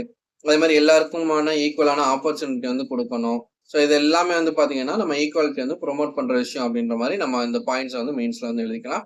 ஸோ இதுதான் வந்து ஈக்குவாலிட்டி அப்படின்றது. சரியா? ஸோ ஈக்குவாலிட்டின்றது எல்லாரையும் சமமா ட்ரீட் பண்றது, சமத்துவம் அப்படின்றது. ஸோ அந்த ஈக்குவாலிட்டி அப்படின்ற ஒரு வேர்டு அப்படின்றது பாத்தீங்கன்னா ப்ரீஆம்பிள் இருக்கக்கூடிய ஒரு வேர்டு. ஸோ இந்த ப்ரீஆம்பிள் இருக்கக்கூடிய முக்கியமான வேர்ட்ஸ் இருக்கும். ஸோ அந்த வேர்ட்ஸை பத்திலாம் நம்ம டீட்டெயில்டா வந்து படிக்கணும். ஸோ இது எல்லாமே வந்து பாத்தீங்க அப்படின்னா நம்ம கோர்ஸ் வீடியோஸ்ல வந்து நம்ம டீட்டெயில்டா வந்து படிப்போம். ஸோ ஈக்குவாலிட்டி ஆஃப் ஆப்பர்ச்சுனிட்டிஸ் அப்படின்ற மாதிரி வந்து ப்ரீஆம்பிள் வந்து கொடுத்துருந்துருப்பாங்க. சரியா? ஸோ இது எல்லாமே பிலாசபிக்கல் கான்செப்ட்னு சொல்லுவோம். பிலாசபிக்கலா வந்து இந்த கான்செப்ட்ஸ் வந்து நம்ம படிக்கணும். இந்த பிலாசபிக்கல் கான்செப்ட்ஸை பேஸ் பண்ணி தான் நிறைய கொஸ்டின்ஸ் அது வருது இப்பெல்லாம். ஸோ ப்ரீஆம்பிளை பேஸ் பண்ணி நிறைய கொஸ்டின்ஸ் வந்து வருது. ஸோ இதை வந்து நம்ம தெளிவா வந்து படிச்சுக்கணும். சரியா? அதே மாதிரி மெயின்ஸ்க்கும் நம்ம எழுதுறதுக்கு வந்து கத்துக்கணும். ஸோ நான் சொன்ன அந்த மெயின்ஸ் ஒரு கொஸ்டினை வந்து ப்ராக்டிஸ் பண்ணி குரூப்ல போஸ்ட் பண்ணுங்க. நான் வந்து பர்சனலா வந்து நான் உங்களுக்கு வந்து கமெண்ட் சொல்றேன். கரெக்ஷன் கூட பண்ணி நான் உங்களுக்கு வந்து அனுப்புறேன். ஓகேவா? ஸோ அதான் வந்து ஈக்குவாலிட்டி சாப்டர். ஸோ இதை வந்து புக் பேக் கொஸ்டின்ஸ். ஸோ இதை நீங்கள் வந்து வீடியோ பாஸ் பண்ணிட்டு நம்ம இவ்வளோ நேரம் டிஸ்கஸ் பண்ணோம் இல்லையா? ஸோ டிஸ்கஸ் பண்ணதை வச்சு உங்களுக்கு வந்து இதில் வந்து ஆன்சர் பண்ண முடியுதா அப்படின்ற மாதிரி நீங்கள் வந்து உங்களை நீங்களே வந்து செக் பண்ணிக்கோங்க. ஓகேவா? ஸோ அதே மாதிரி ஃபில் இன் த பிளாங்க்ஸ் இதையும் வந்து உங்களால் ஃபில் பண்ண முடியுதான்னு பாருங்கள். இது எதுக்காக டெஸ்ட் பண்ணுறீங்கன்னா நீங்கள் கற்றுக்கிட்ட அந்த சாப்டரில் பார்த்த விஷயங்கள் உங்களுக்கு ஞாபகம் இருக்குதா, எந்த அளவுக்கு நீங்கள் கான்செப்டை கரெக்டாக புரிஞ்சுக்கிட்டீங்க, எந்த அளவுக்கு ஃபேக்ட் உங்களுக்கு ஞாபகம் இருக்குது அப்படின்ற விஷயத்த நீங்களே டெஸ்ட் பண்ணிக்கிறதுக்காக தான். சரியா? ஸோ அதே மாதிரி புக் வச்சிருந்தீங்கன்னா புக் பேக்ல வந்து கொஸ்டின் ஆன்சர் இருக்கும். So detail answer, 2 mark answer இதெல்லாம் இருக்கும். அந்த கொஸ்டினை பார்த்து ஓகே இந்த கொஸ்டின் நல்லா இருக்குது, இதை நம்ம மெயின்ஸ் வந்து எழுதி பார்ப்போம், ஆன்சர் எழுதி பார்ப்போம் அப்படின்னு நீங்க விருப்பப்பட்டாலும் அந்த கொஸ்டினை நீங்க வந்து எழுதி வந்து அனுப்பிச்சுடுங்க. கரெக்ஷன் பண்ணி கமெண்ட்ஸ் வந்து சொல்றேன். ஓகேவா? ஸோ இப்போ வந்து அடுத்த சாப்டர் பார்த்தீங்கன்னா பொலிட்டிக்கல் பார்ட்டிஸ். ஸோ அரசியல் கட்சிகள் பத்தி நம்ம வந்து படிக்க போறோம். ஸோ இப்போ அரசியல் கட்சிகள்னு வரும்போது நம்ம ஹிஸ்டரியை வந்து எடுத்து பார்த்தோம் அப்படின்னா முந்தைய காலத்துல பாத்தீங்கன்னா ராஜாக்கள் தான் வந்து ஆட்சி செஞ்சுட்டு இருந்தாங்க. ஸோ கிங்ஸ் தான் வந்து நம்ம கண்ட்ரி வந்து ரூல் பண்ணிட்டு இருந்தாங்க. ஸோ அதை தொடர்ந்து அப்படியே வந்து பாத்தீங்க அப்படின்னா ராஜா காலம் முடிஞ்சு அப்படியே வந்து யூரோப்பியன்ஸ் வந்து உள்ள வர ஆரம்பிச்சாங்க. ஸோ யூரோப்பியன் கண்ட்ரிஸ் வந்து உள்ள வர ஆரம்பிச்சாங்க. போர்ச்சுகீஸ், டச்சு, பிரிட்டிஷ் அப்படின்னு சொல்லிட்டு வர ஆரம்பிச்சாங்க. அப்புறம் பிரிட்டிஷ் வந்து நம்ம கண்ட்ரி வந்து ரூல் பண்ண ஆரம்பிச்சாங்க. ஸோ அதுக்கப்புறம் தான் என்ன ஆகுது அப்படின்னா நம்ம கண்ட்ரில வந்து அரசியல் கட்சிகள், பொலிட்டிக்கல் பார்ட்டிஸ் அப்படின்றது வந்து எமர்ஜ் ஆகுது. ஸோ இப்போ கவர்மெண்ட் அப்படின்னு எடுத்துக்கிட்டோம் அப்படின்னா கவர்மெண்ட்டுக்கு வந்து 3 பில்லர்ஸ் வந்து இருக்குது அப்படின்ற மாதிரி சொல்லுவாங்க. இப்போ பில்லர்ஸ் ஆஃப் தி கவர்மெண்ட் ஆக்சுவலா வந்து 4 பில்லர்ஸ் சொல்லுவாங்க. பட் பேசிக்கா வந்து 3 பில்லர்ஸ் வந்து இருக்குது. ஸோ அதுல ஒரு பில்லர் வந்து லெஜிஸ்லேட்டிவ். ஸோ சட்டம் இயற்றக்கூடிய அந்த ஒரு விஷயத்த வந்து லெஜிஸ்லேட்டிவ் அப்படின்னு சொல்றோம். எக்ஸிக்யூட்டிவ். ஸோ அந்த சட்டம் இருக்குது, ஒரு பாலிசி இருக்குதுன்னா அதை நடைமுறைப்படுத்தி கொண்டு வரதா வந்து எக்ஸிக்யூட்டிவ் அப்படின்னு சொல்றோம். ஜுடிஷியரி அப்படின்றது இந்த சட்டத்தை வந்து பாதுகாக்கிறது வந்து இந்த ஜுடிஷியரி அப்படின்ற மாதிரி சொல்றோம். ஓகேவா? ஸோ இப்போ கவர்மெண்ட் அப்படின்னா இந்த லெஜிஸ்லேட்டிவ், எக்ஸிக்யூட்டிவ், ஜுடிஷியரி இது 3 சேர்ந்ததுதான் கவர்மெண்ட் அப்படின்றது. இந்த 3 விஷயமும் ஒரு காலத்துல ஒரு கிங்கினுடைய கையில, ஒரு ராஜாவுடைய கையில வந்து இருந்ததுதான் வந்து அந்த ராஜா காலத்துல ஆட்சி செய்யும் போது இருந்த ஒரு விஷயம். சரியா? ஸோ அப்போ ஒரு கிங்கு கீழே தான் இந்த லெஜிஸ்லேட்டிவ் சட்டம் ஏற்றுறதா இருந்தாலும் சரி, அதை இம்ப்ளிமெண்ட் பண்றதா இருந்தாலும் சரி, இல்ல ஒரு விஷயம் இருக்குது, ஒரு ஏதாவது ஒரு கேஸ் இருக்குது, அதுக்கு பஞ்சாயத்து பண்ணி அவங்களுக்கு தீர்ப்பு சொல்றதா இருந்தாலும் சரி, எல்லாமே ஒரு ராஜாவுடைய தலைமையில தான் வந்து இருக்கும். ஸோ அந்த ராஜா தான் எல்லாத்துக்கும் பொறுப்பா இருப்பாரு. ஒரு மக்களுக்கு வந்து மக்கள் நலமா இருந்தாலும் சரி, இப்ப ஏதோ வந்து ஒரு மக்கள் நலத்திட்டம் அப்படின்னு வருது அப்படின்னா, இப்ப மகளிர் உரிமை திட்டம் இருக்குது அப்படின்னா, ஸோ அந்த மாதிரியான வெல்ஃபேர் ஸ்கீம்ஸ்மே வந்து பாத்தீங்கன்னா அந்த ராஜா விருப்பப்பட்டா கொடுப்பாங்க, இல்ல அப்படின்னா கொடுக்க மாட்டாங்க. ஸோ இந்த மாதிரியான விஷயங்கள் இருக்குது இல்லையா? ஸோ இது எல்லாமே வந்து ராஜாக்கள் ஆட்சியில வந்து இருக்கும். ஸோ அதெல்லாம் வந்து என்ன ஆகுது அப்படின்னா அதுல டிராபேக்ஸ் வந்து கண்டுபிடிச்சு இதுல வந்து இவ்வளவு டிராபேக் இருக்குது, என்ன டிராபேக் இருக்குதுன்னு கேட்டீங்கன்னா, இப்போ ராஜா விருப்பப்பட்டாதான் வந்து மக்களுக்கு வந்து அந்த ஒரு நலத்திட்டத்தை வந்து கொண்டு வருவாங்க. இப்ப வந்து ஒரு ராஜா, ஒரு கிங் வந்து பயாஸ்டா இருந்தாரு அப்படின்னா, இப்போ ஒரு செட் ஆஃப் பீப்புளுக்கு தான் வந்து ஒரு நலத்திட்டத்தை கொடுக்குறாங்க, இன்னொரு செட் ஆஃப் பீப்புள் வந்து கண்டுக்கிறதே இல்லை, அந்த மாதிரி இருக்கலாம். ஸோ அந்த மாதிரி இருந்துச்சுன்னா மக்களாகட்டும் இல்ல மற்ற மந்திரிகள் யாரா இருக்கட்டும் ராஜாவை போய் கேள்வி கேட்க முடியாது. ஏன் நீங்க இந்த மாதிரி பண்றீங்க, ஏன் உங்களை வந்து ஒதுக்குறீங்க, உங்களுக்கு ஏன் நீங்க வந்து நலத்திட்டங்களை வந்து கொடுக்கறது இல்லை அப்படின்னு சொல்லிட்டு யாருமே போய் கேள்வி கேட்க முடியாது. ஸோ அப்படி கேள்வி கேட்கணும் அப்படின்றதுக்காக கொண்டு வந்த விஷயம் தான் என்ன அப்படின்னா இந்த டெமோக்ரஸி அப்படின்றது. ஸோ இந்த by the of the people for the people by the people இருக்கு இல்லையா, அந்த டெமோக்ரஸி அப்படின்றது மக்களுக்காக மக்களால் உருவாக்கப்பட்ட அந்த ஒரு அமைப்பு தான் என்ன அப்படின்னா டெமோக்ராட்டிக் கண்ட்ரி அப்படின்றது. நம்ம இந்தியா அப்படின்றது 1950 டெமோக்ராட்டிக் கண்ட்ரியா மாறுது. சரி, 1947 இண்டிபெண்டன்ஸ் கிடைக்குது. 1950 நம்ம டெமோக்ரஸி அப்படின்ற விஷயத்த வந்து அடைகிறோம். ஸோ டெமோக்ரஸி அப்படின்னா என்னன்னா அந்த கிங்குக்கு பதிலாக என்ன ஆகுது அப்படின்னா கவர்மெண்ட் அப்படின்றது வருது. இந்த கவர்மெண்ட்ல இந்த 3 விஷயங்கள் தனித்தனியா இருக்குது. இப்ப இந்த கவர்மெண்ட் அப்படின்றது என்ன அப்படின்ன்றத நம்ம பின்னாடி ஃபர்தரா நான் வந்து எக்ஸ்பிளைன் பண்றேன். இப்ப இந்த கவர்மெண்ட் வந்து ஒரு சட்டம் கொண்டு வராங்க, இல்ல ஒரு கொள்கை, ஒரு பாலிசி கொண்டு வராங்க, இல்ல ஒரு நலத்திட்டத்தை வந்து கொண்டு வராங்க அப்படின்னா அதுல ஏதாவது டிராபேக் இருந்துச்சு அப்படின்னா, இல்ல இந்த மாதிரி ராஜாக்கள் காலத்துல ஒரு பர்டிகுலர் செக்ஷன் ஆஃப் பீப்புள், ஒரு செட் ஆஃப் பீப்புள் வந்து ஒதுக்கப்படுறாங்க அப்படின்னா அப்போ வந்து கேள்வி கேட்க முடியாது. ராஜா கிட்ட போய் கேள்வி கேட்க முடியாது. கேள்வி கேட்டா அவனுடைய தலையை வெட்டுங்க. இப்ப இந்த 23 புலிகேசில எல்லாம் பார்த்துப்போம் இல்லையா, இவனை தலையில தொங்க விட்டு மூக்குல வந்து மூக்குப்பிடிய போடுங்க அப்படின்லாம் சொல்லுவாரு இல்லையா. சோ அந்த மாதிரியான விஷயங்கள்லாம் வந்து ராஜாக்கள் ஆட்சியில வந்து நடக்கும். அப்போ இந்த மாதிரி ஒரு அரசியல் கட்சி பேசிஸ்ல ஒரு பொலிட்டிக்கல் பார்ட்டி மூலியமா ஒரு கவர்மெண்ட் ஃபார்ம் பண்ணி அதுல இருந்து நம்ம ஒரு பாலிசி கொண்டு வரோம் அப்படின்னா அதுல ஏதாவது குறைகள் இருந்துச்சுன்னா மக்களாகிய நம்மளுமே வந்து கிரிட்டிசைஸ் பண்ணலாம். இல்ல ஒரு மினிஸ்டரா இருக்கட்டும், இல்ல இல்லைன்னா ஒரு எம்எல்ஏவோ இல்ல எம்பியாவோ இருக்கட்டும், ஸோ அவங்களுமே வந்து கேள்வி கேட்க முடியும் இந்த கவர்மெண்ட்டை எதிர்த்து. ஸோ இதுதான் வந்து அந்த ஒரு கேள்வி கேட்க கூட இந்த உரிமை இருக்கு இல்லையா, அந்த உரிமையை இந்த ஒரு டெமோக்ரஸி அப்படின்றது நமக்கு கொடுக்குது. ஸோ இதுக்காக தான் நம்ம வந்து டெமோக்ரஸியை வந்து ப்ரிஃபர் பண்றோம் ஓவர் என்ன அப்படின்னா அந்த king king ruling the country. சரியா? ஸோ அந்த சர்வாதிகாரத்தை நம்ம வந்து ஒழிக்கிறோம். ஸோ இது மூலியமா இந்த டெமோக்ரஸி அப்படின்றது மூலியமா சர்வாதிகாரத்தை நம்ம வந்து ஒழிக்கிறோம். சரியா? அப்ப இதுவுமே வந்து ஒரு மெயின்ஸ் கொஸ்டினா கூட வந்து அரைஸ் ஆகலாம். ஸோ இப்போ இந்த மெயின்ஸ் கொஸ்டின் கூட நீங்க வந்து எழுதி அனுப்புங்க. எதுக்காக நீங்க வந்து why you are preferring democracy, சரியா, டெமோக்ராட்டிக் கண்ட்ரி நீங்க வந்து எதுக்காக ப்ரிஃபர் பண்றீங்க ஓவர்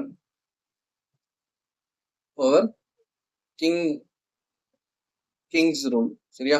ஸோ இந்த மன்னர் ஆட்சியை கம்பேர் பண்ணும்போது நீங்க ஏன் வந்து இந்த ஜனநாயக ஆட்சியை வந்து நீங்க வந்து ப்ரிஃபர் பண்றீங்க, ஜனநாயகத்தை எதுக்காக நீங்க வந்து தேர்ந்தெடுக்கிறீங்க அப்படின்ற விஷயத்த வந்து நீங்க எக்ஸ்பிளைன் பண்ணணும். ஸோ ஒய் அப்படின்னா அதுக்கான காரணங்களை சொல்லணும். சரியா? இல்ல அப்படின்னா இந்த கொஸ்டினை நீங்க இப்படி கூட எழுதிக்கோங்க. ஸோ ஜனநாயக ஆட்சி ஒரு பக்கம் இருக்குது, டெமோக்ரஸி ஒரு பக்கம் இருக்குது, கிங்ஸ் ரூல் ஒரு பக்கம் இருக்குது. ரெண்டை கம்பேர் பண்ணும்போது which one would you choose, இப்படி மாத்திக்கோங்க. சரியா? கொஸ்டினை இப்படி மாத்திக்கோங்க. ஸோ கொஸ்டின் வந்து ஓப்பன் என்னடா நான் வைக்கிறேன். ஸோ டெமோக்ரஸி ஒரு பக்கம், கிங்ஸ் ரூல் ஒரு பக்கம். இது ரெண்டை கம்பேர் பண்ணும்போது நீங்க எந்த இதை வந்து சூஸ் பண்ணுவீங்க and why. So and why. நான் வந்து ப்ராப்பரா கொஸ்டின் வந்து ஸ்ட்ரக்சர் பண்ணி எழுதலை. நான் சொல்லக்கூடிய விஷயத்த நீங்க அப்படி நோட் பண்ணி கொஸ்டினா நோட் பண்ணி வச்சுக்கோங்க. டெமோக்ரஸி இருக்குது, கிங்ஸ் ரூல் இருக்குது. ஸோ டெமோக்ராட்டிக் கண்ட்ரியா கிங்ஸ் ரூலா எதை நீங்க சூஸ் பண்ணீங்க, which one would you choose and why, எதற்காக நீங்க அதை வந்து தேர்ந்தெடுக்கிறீங்க அப்படின்ற அந்த காரணத்தை நீங்க வந்து சொல்லணும். இது 10 மார்க்கா வந்து 2 பேஜுக்கு வந்து எழுதி வந்து சென்ட் பண்ணுங்க. சரியா? அந்த காரணம் வந்து சாட்டிஸ்ஃபைடா இருக்கணும். நீங்க வந்து டெமோக்ரஸியை தான் சூஸ் பண்ணணும்னு இல்லை, கிங்ஸ் ரூலையும் நீங்க வந்து ப்ரிஃபர் பண்ணி சொல்லலாம். பட் அதுக்கான காரணத்தை நீங்க வந்து எக்ஸ்பிளைன் பண்ணணும் ஒன்று ஒன்றா. இந்த மாதிரி ராஜாக்கள் ஆட்சி வந்து நல்லா இருந்துச்சு, ஸோ இந்த காலகட்டத்துல இந்த ராஜா வந்து ஆட்சி பண்ணாங்க, ஸோ அவங்க வந்து மக்களுக்கு இந்த மாதிரியான நலத்திட்டங்கள்லாம் கொண்டு வந்தாங்க. ஸோ அப்ப இந்த ராஜா வந்து நல்லவரா இருந்தாங்க அப்படின்னா இந்த மாதிரியான நலத்திட்டங்கள்லாம் நம்மளால பண்ண முடியும், இது மாதிரிலாம் கொண்டு வர முடியும். ஸோ அதுக்குன்னு ஒரு செக்ஸ் அண்ட் பேலன்சஸ் வந்து இருக்கணும். ஸோ அப்படின்லாம் உங்களுடைய தாட்ஸை வந்து கொண்டு வரலாம். பட் அது வந்து வேலிடா வந்து இருக்கணும். சும்மா உங்களுடைய ஓன் கருத்துக்களை சொல்லாம ஹிஸ்டாரிக்கலா வந்து இந்த மாதிரிலாம் வந்து இருந்திருக்குது, ஸோ இந்த மாதிரிலாம் நம்ம வந்து பண்ணலாம் அப்படின்னு சொல்லிட்டு நம்ம ப்ரூவ் பண்ணணும். ஸோ அதுதான் வந்து இந்த democracy and kings rule base பண்ணி இருக்கிற கொஸ்டின். ஸோ இதை வந்து நீங்க எழுதி சொல்லுங்க. ஸோ இப்போ வந்து கான்செப்ட்குள்ள போகலாம். பொலிட்டிக்கல் பார்ட்டிஸ்னா என்ன அப்படின்றது பாத்தீங்கன்னா, பொலிட்டிக்கல் பார்ட்டிஸ் அப்படின்றது ஒரு குரூப் ஆஃப் ஒரு volunteer people. So group of volunteer people வந்து ஒரு அசோசியேட் ஆகுறாங்க. ஸோ எதனுடைய பேசிஸ்ல அசோசியேட் ஆகுறாங்க அப்படின்னா ஒரு பர்டிகுலர் ஒரு ஐடியாலஜியை பேஸ் பண்ணி அவங்க வந்து ஒரு குரூப்பா வந்து ஃபார்ம் பண்றாங்க. குரூப்பா ஃபார்ம் பண்ணி ஒரு பொலிட்டிக்கல் பார்ட்டி, நம்ம வந்து ஒரு கட்சி ஆரம்பிப்போம் அப்படின்னு சொல்லிட்டு ஆரம்பிக்கிறது தான் என்னன்னு கேட்டீங்கன்னா இந்த பொலிட்டிக்கல் பார்ட்டி, அரசியல் கட்சி அப்படின்றது. ஸோ அவங்க எல்லாத்துக்கும் பாத்தீங்கன்னா ஒரே ஒரு ஐடியாலஜி வந்து இருக்கும். சரியா? ஒரே ஒரு ஐடியாலஜி, ஒரே ஒரு கொள்கை, ஒரே பாலிசியா வந்து இருக்கும். அவங்களுக்குன்னு ஒரு அஜெண்டா இருக்கும். ஸோ அந்த அஜெண்டா வந்து அவங்க ஆட்சிக்கு வந்தது மூலியமா அவங்களுடைய பாலிசிஸ், அவங்களுடைய கொள்கை, அவங்களுடைய அஜெண்டா இதை எல்லாத்தையும் வந்து அவங்க சொசைட்டில வந்து இம்ப்ளிமெண்ட் பண்ணுவாங்க. ஓகேவா? ஸோ அதை இம்ப்ளிமெண்ட் பண்றது தான் என்னன்னு கேட்டீங்கன்னா, பொலிட்டிக்கல் பார்ட்டியினுடைய அந்த ஒரு வேலையா வந்து இருக்கும். ஸோ ஒரு பொலிட்டிக்கல் பார்ட்டின்னு எடுத்துக்கிட்டோம் அப்படின்னா 3 அங்கங்கள். ஸோ முக்கியமான 3 பேசிக்கான அங்கங்கள் வந்து இருக்குது. அது என்னன்னு பார்த்தீங்கன்னா, அந்த பொலிட்டிக்கல் பார்ட்டின்னு இருந்துச்சுன்னா, அதுக்குன்னு ஒரு தலைவர் இருக்கணும். சரியா? ஒரு லீடர் இருக்கணும். ஸோ அதுக்குன்னு ஒரு உறுப்பினர்கள் வந்து இருப்பாங்க. அப்புறம் வந்துட்டு ஃபாலோவர்ஸ், தொண்டர்கள் அந்த மாதிரிலாம் வந்து இருப்பாங்க. ஸோ இதான் வந்து பொலிட்டிக்கல் பார்ட்டி அப்படின்றது. ஜஸ்ட் பேசிக் தெரிஞ்சுக்கிறதுக்காக. நெக்ஸ்ட் அந்த ஒரு அரசியல் கட்சியினுடைய முக்கியத்துவம் என்ன, இம்பார்ட்டன்ஸ் என்ன அப்படின்னு கேட்டீங்கன்னா, ஸோ பொலிட்டிக்கல் பார்ட்டிஸ் அது பேக் போன் ஆஃப் டெமோக்ரஸி. ஒரு டெமோக்ரஸி இருக்குது அப்படின்னா, ஒரு ஜனநாயக மக்களாட்சி அப்படின்றது இருக்குதுன்னா, ஸோ பொலிட்டிக்கல் பார்ட்டிஸ் வந்து அதுக்கு வந்து முதுகெலும்பா இருக்குது அப்படின்ற ஒரு விஷயத்த வந்து நோட் பண்ணிக்கோங்க. ஸோ அப்ப வந்து நீங்க என்ன பண்ணலாம் அப்படின்னா, ஒரு டெமோக்ரஸி தான் வேணும் அப்படின்னு நீங்க வந்து பாயிண்ட் எழுதுறீங்க அப்படின்னா, நீங்க என்ன பண்ணலாம்னா இந்த பாயிண்ட்டை கூட நீங்க எழுதலாம். பொலிட்டிக்கல் பார்ட்டிஸ் வந்து பேக் போனா இருக்குது அப்படின்ற மாதிரிலாம் நீங்க வந்து பாயிண்ட்ஸ் வந்து எழுதலாம். ஓகேவா? ஸோ இதுதான் வந்து பொலிட்டிக்கல் பார்ட்டிஸினுடைய முக்கியத்துவம் என்னன்னு பார்த்தீங்கன்னா, this serve as the intermediaries. So ஒரு இன்டர்மீடியேட்டா வந்து இருக்கிறாங்க. யாருக்கும்னா சிட்டிசனுக்கும் பாலிசி மேக்கர்ஸ்க்கும். ஸோ சிட்டிசன் அப்படின்னா மக்கள், உங்களுக்கு தெரியும் குடிமக்கள், அவங்களுக்கும். ஸோ குடிமக்கள் இங்க வந்து இருக்கிறாங்க, சிட்டிசன் இருக்கிறாங்க. ஸோ மேல வந்து பாலிசி மேக்கர்ஸ் வந்து இருக்கிறாங்க. பாலிசி மேக்கர்ஸ் அப்படின்னா யாருன்னா பியூரோக்ரேட்ஸ் அப்படின்னு சொல்லுவாங்க. ஐஏஎஸ் ஆஃபீஸர்ஸ்லாம் இருக்கிறாங்க இல்லையா? ஸோ ஐஏஎஸ் ஆஃபீஸர்ஸ்லாம் வந்து பியூரோக்ரேட்ஸ்ன்னு சொல்லுவோம். ஸோ அவங்க தான் வந்து பாலிசி வந்து மேக் பண்ணுவாங்க. இப்போ உதாரணத்துக்கு ஒரு எஜுகேஷன் பாலிசி வந்து கொண்டு வந்தாங்களே, நியூ எஜுகேஷன் பாலிசி. ஸோ புதிய கல்விக் கொள்கை அப்படின்னு சொல்லிட்டு கொண்டு வந்தாங்க. என்இபி 2020ன்னு நினைக்கிறேன். நேஷனல் எஜுகேஷன் பாலிசி அப்படின்றத வந்து கொண்டு வராங்க. ஸோ இந்த பாலிசியை வந்து ஃப்ரேம் பண்றாங்க இல்லையா? ஸோ அந்த பாலிசியில வந்து இப்படிலாம் இருக்கணும் அப்படின்னு சொல்லிட்டு அந்த ஒரு பைலாஸ், அந்த ரூல்ஸ்லாம் வந்து இருக்குது இல்லையா? இதெல்லாம் யார் வந்து டிராஃப்ட் பண்ணுவாங்க அப்படின்னு கேட்டீங்கன்னா, இப்ப இது வந்து எஜுகேஷன் பாலிசி அப்படின்னா, இப்ப எஜுகேஷன் மினிஸ்டர் அவங்க தலைமையில தான் வரும். ஸோ இப்ப எஜுகேஷன் டிபார்ட்மெண்ட்டினுடைய செக்ரட்டரிஸ் இருப்பாங்க இல்லையா? ஸோ அந்த செக்ரட்டரி யாரு யாரு அப்படின்னு கேட்டீங்கன்னா, ஒரு ஐஏஎஸ் ஆஃபீஸர் தான் அந்த டிபார்ட்மெண்ட்டை சேர்ந்த ஒரு செக்ரட்டரியா இருக்காங்க. அந்த மாதிரி ஒரு டிபார்ட்மெண்ட்டுக்கும் செக்ரட்டரிஸ் இருப்பாங்க. ஸோ அவங்கெல்லாம் ஐஏஎஸ் ஆஃபீஸர்ஸா இருப்பாங்க. அந்த செக்ரட்டரிஸ் தான் அந்த பர்டிகுலர் டிபார்ட்மெண்ட்டை சேர்ந்து அந்த ஒரு பாலிசியை வந்து டிராஃப்ட் பண்ணுவாங்க. ஸோ அவங்க தான் வந்து பாலிசி மேக்கர்ஸ் அப்படின்னு சொல்றோம். ஸோ அவங்க மேக் பண்ணக்கூடிய பாலிசிஸை தான் வந்து அரசியல்வாதிகள், அந்த அரசியல் தலைவர்கள் வந்துட்டு ப்ரெஸ் முன்னாடி, மீடியா முன்னாடி நின்று வந்து இந்த பாலிசியை வந்து எக்ஸ்பிளைன் பண்றாங்க. ஸோ அந்த விஷயத்தை தான் வந்து நமக்கு நியூஸ் பேப்பர்லயோ இல்லை வெப்சைட்ஸ்லயோ நமக்கு வந்துட்டு பாலிசியா வந்து நமக்கு வந்து என்ன பண்றாங்கன்னா வெளிப்படுத்துறாங்க. சரியா? ஸோ இதுதான் வந்து இந்த சிட்டிசனுக்கும் பாலிசி மேக்கர்ஸ்க்கும் நடுவுல அவங்க வந்து ஒரு பிரிட்ஜா வந்து இருக்கிறாங்க. இப்ப சிட்டிசன் மக்கள் வந்து கோரிக்கை வைக்கிறாங்க. இந்த மாதிரி எங்களுக்கு வந்து இந்த விஷயம் வேணும். இந்த மாதிரி எஜுகேஷன் பாலிசில வந்து இந்த மாதிரி டிராபேக்ஸ் எல்லாம் இருக்குது. ஸோ இதை வந்து எங்களுக்கு மாத்தி கொடுங்க. இல்ல கல்வி இல்லைன்னா மருத்துவத்துல வந்து இந்த மாதிரியான கொள்கைகளை வந்து எங்களுக்கு தாங்க. இந்த மாதிரி சட்டங்களை வந்து எங்களுக்கு கொடுங்க அப்படின்ற மாதிரி சிட்டிசன் வந்து என்ன பண்ணுவாங்க, அரசியல்வாதிகள் எம்எல்ஏக்கோ, எம்பிக்கோ, இல்லை மினிஸ்டர்ஸ்க்கோ போய் என்ன பண்ணுவாங்க, ஒரு கோரிக்கை வந்து வைக்கிறாங்க. ஸோ இந்த கோரிக்கையை எடுத்துக்கிட்டு நாங்கள் வந்து பாலிசி மேக்கர்ஸ், ஐஏஎஸ் ஆஃபீஸர்ஸ் கிட்ட, செக்ரட்டரிஸ் கிட்ட டிஸ்கஸ் பண்ணி ஸோ அதுக்கான ஒரு பாலிசி வந்து கொண்டு வந்து அவங்க வந்து எஸ்டாப்ளிஷ் பண்ணுவாங்க. ஸோ இதுதான் வந்து என்னன்னு கேட்டீங்கன்னா இந்த பாயிண்ட்டுக்கான எக்ஸ்பிளனேஷன். சரியா? ஸோ நெக்ஸ்ட் பார்த்தீங்க அப்படின்னா, ஒரு பார்ட்டி அப்படின்றது ரெகக்னைஸ்டு பார்ட்டி, அங்கீகரிக்கப்பட்ட அரசியல் கட்சி அப்படின்னு சொல்லுவாங்க. ஸோ அங்கீகரிக்கப்பட்டது அப்படின்ற போது அங்கீகாரம் அப்படின்றது 2 விதமான அங்கீகாரம் வந்து கொடுக்குறாங்க. ஒன்று வந்து நேஷனல் பார்ட்டி, தேசிய கட்சி, இன்னொன்று வந்து ஸ்டேட் பார்ட்டி, மாநில கட்சி அப்படின்னு சொல்லிட்டு இந்த மாதிரி 2 விஷயம் வந்து இருக்குது. ஸோ இதுக்கான கண்டிஷன்ஸ்லாம் வந்து பார்த்தீங்கன்னா ஒரு 4-5 கண்டிஷன்ஸ் வந்து இருக்கும். நேஷனல் பார்ட்டினா இப்படிலாம் வந்து கண்டிஷன்ஸ் இருந்துச்சுன்னா, இந்த கண்டிஷன் எல்லாம் சாட்டிஸ்ஃபை பண்ணா அவங்கள வந்து தேசிய கட்சின்னு சொல்லுவோம். இந்த மாதிரி கண்டிஷன்லாம் சாட்டிஸ்ஃபை பண்ணா அவங்கள வந்து மாநில கட்சி அப்படின்னு சொல்லிட்டு அங்கீகரிப்பாங்க. ஸோ இந்த கண்டிஷன்ஸ்லாம் வந்து டீட்டெயில்டா வந்து நம்ம கோர்ஸ் வீடியோ வந்து பார்ப்போம். இப்போதைக்கு இதை வந்து பெருசா வந்து நீங்க என்ன பண்ணிக்காதீங்கன்னா ஒரி பண்ணிக்காதீங்க. இந்த கண்டிஷன்ஸ்லாம் வந்து ஃபுல்லா வந்து அதாவது முழுமையா வந்து கொடுக்கல. ஓகேவா? ஸோ அது வந்து லக்ஷ்மிகாந்த்ல வந்து ஃபுல்லா டீட்டெயில்டா வந்து கொடுத்துருந்துருப்பாங்க. ஸோ இது வந்து இப்போதைக்கு என்ன தெரிஞ்சுக்கிறீங்க அப்படின்னா, ரெகக்னைஸ்டு பார்ட்டி அப்படின்றது ஒன்று இருக்குது, ரெஜிஸ்டர்டு பார்ட்டி அப்படின்னு இருக்குது. ஸோ ரெஜிஸ்டர்டு பார்ட்டி அப்படின்றது பார்த்தீங்கன்னா, ஒரு பொலிட்டிக்கல் பார்ட்டி, ஒரு புதுசா ஒரு கட்சி ஆரம்பிக்கிறாங்க அப்படின்னா, அந்த கட்சிக்குன்னு ஒரு பேர் வந்து, இப்போ உதாரணத்துக்கு டிவிகே அப்படின்ற ஒரு கட்சி ஆரம்பிக்கிறாங்க. ஸோ அந்த கட்சி ஆரம்பிச்சு ரெஜிஸ்டர் பண்ணிட்டாங்க. ஸோ இந்த கட்சிக்குன்னு ஒரு சின்னம் அப்படின்ற மாதிரிலாம் சிம்பிள் அப்படின்லாம் சொல்லிட்டு ரெஜிஸ்டர் பண்ணியிருக்கிறாங்க. ஓகேவா?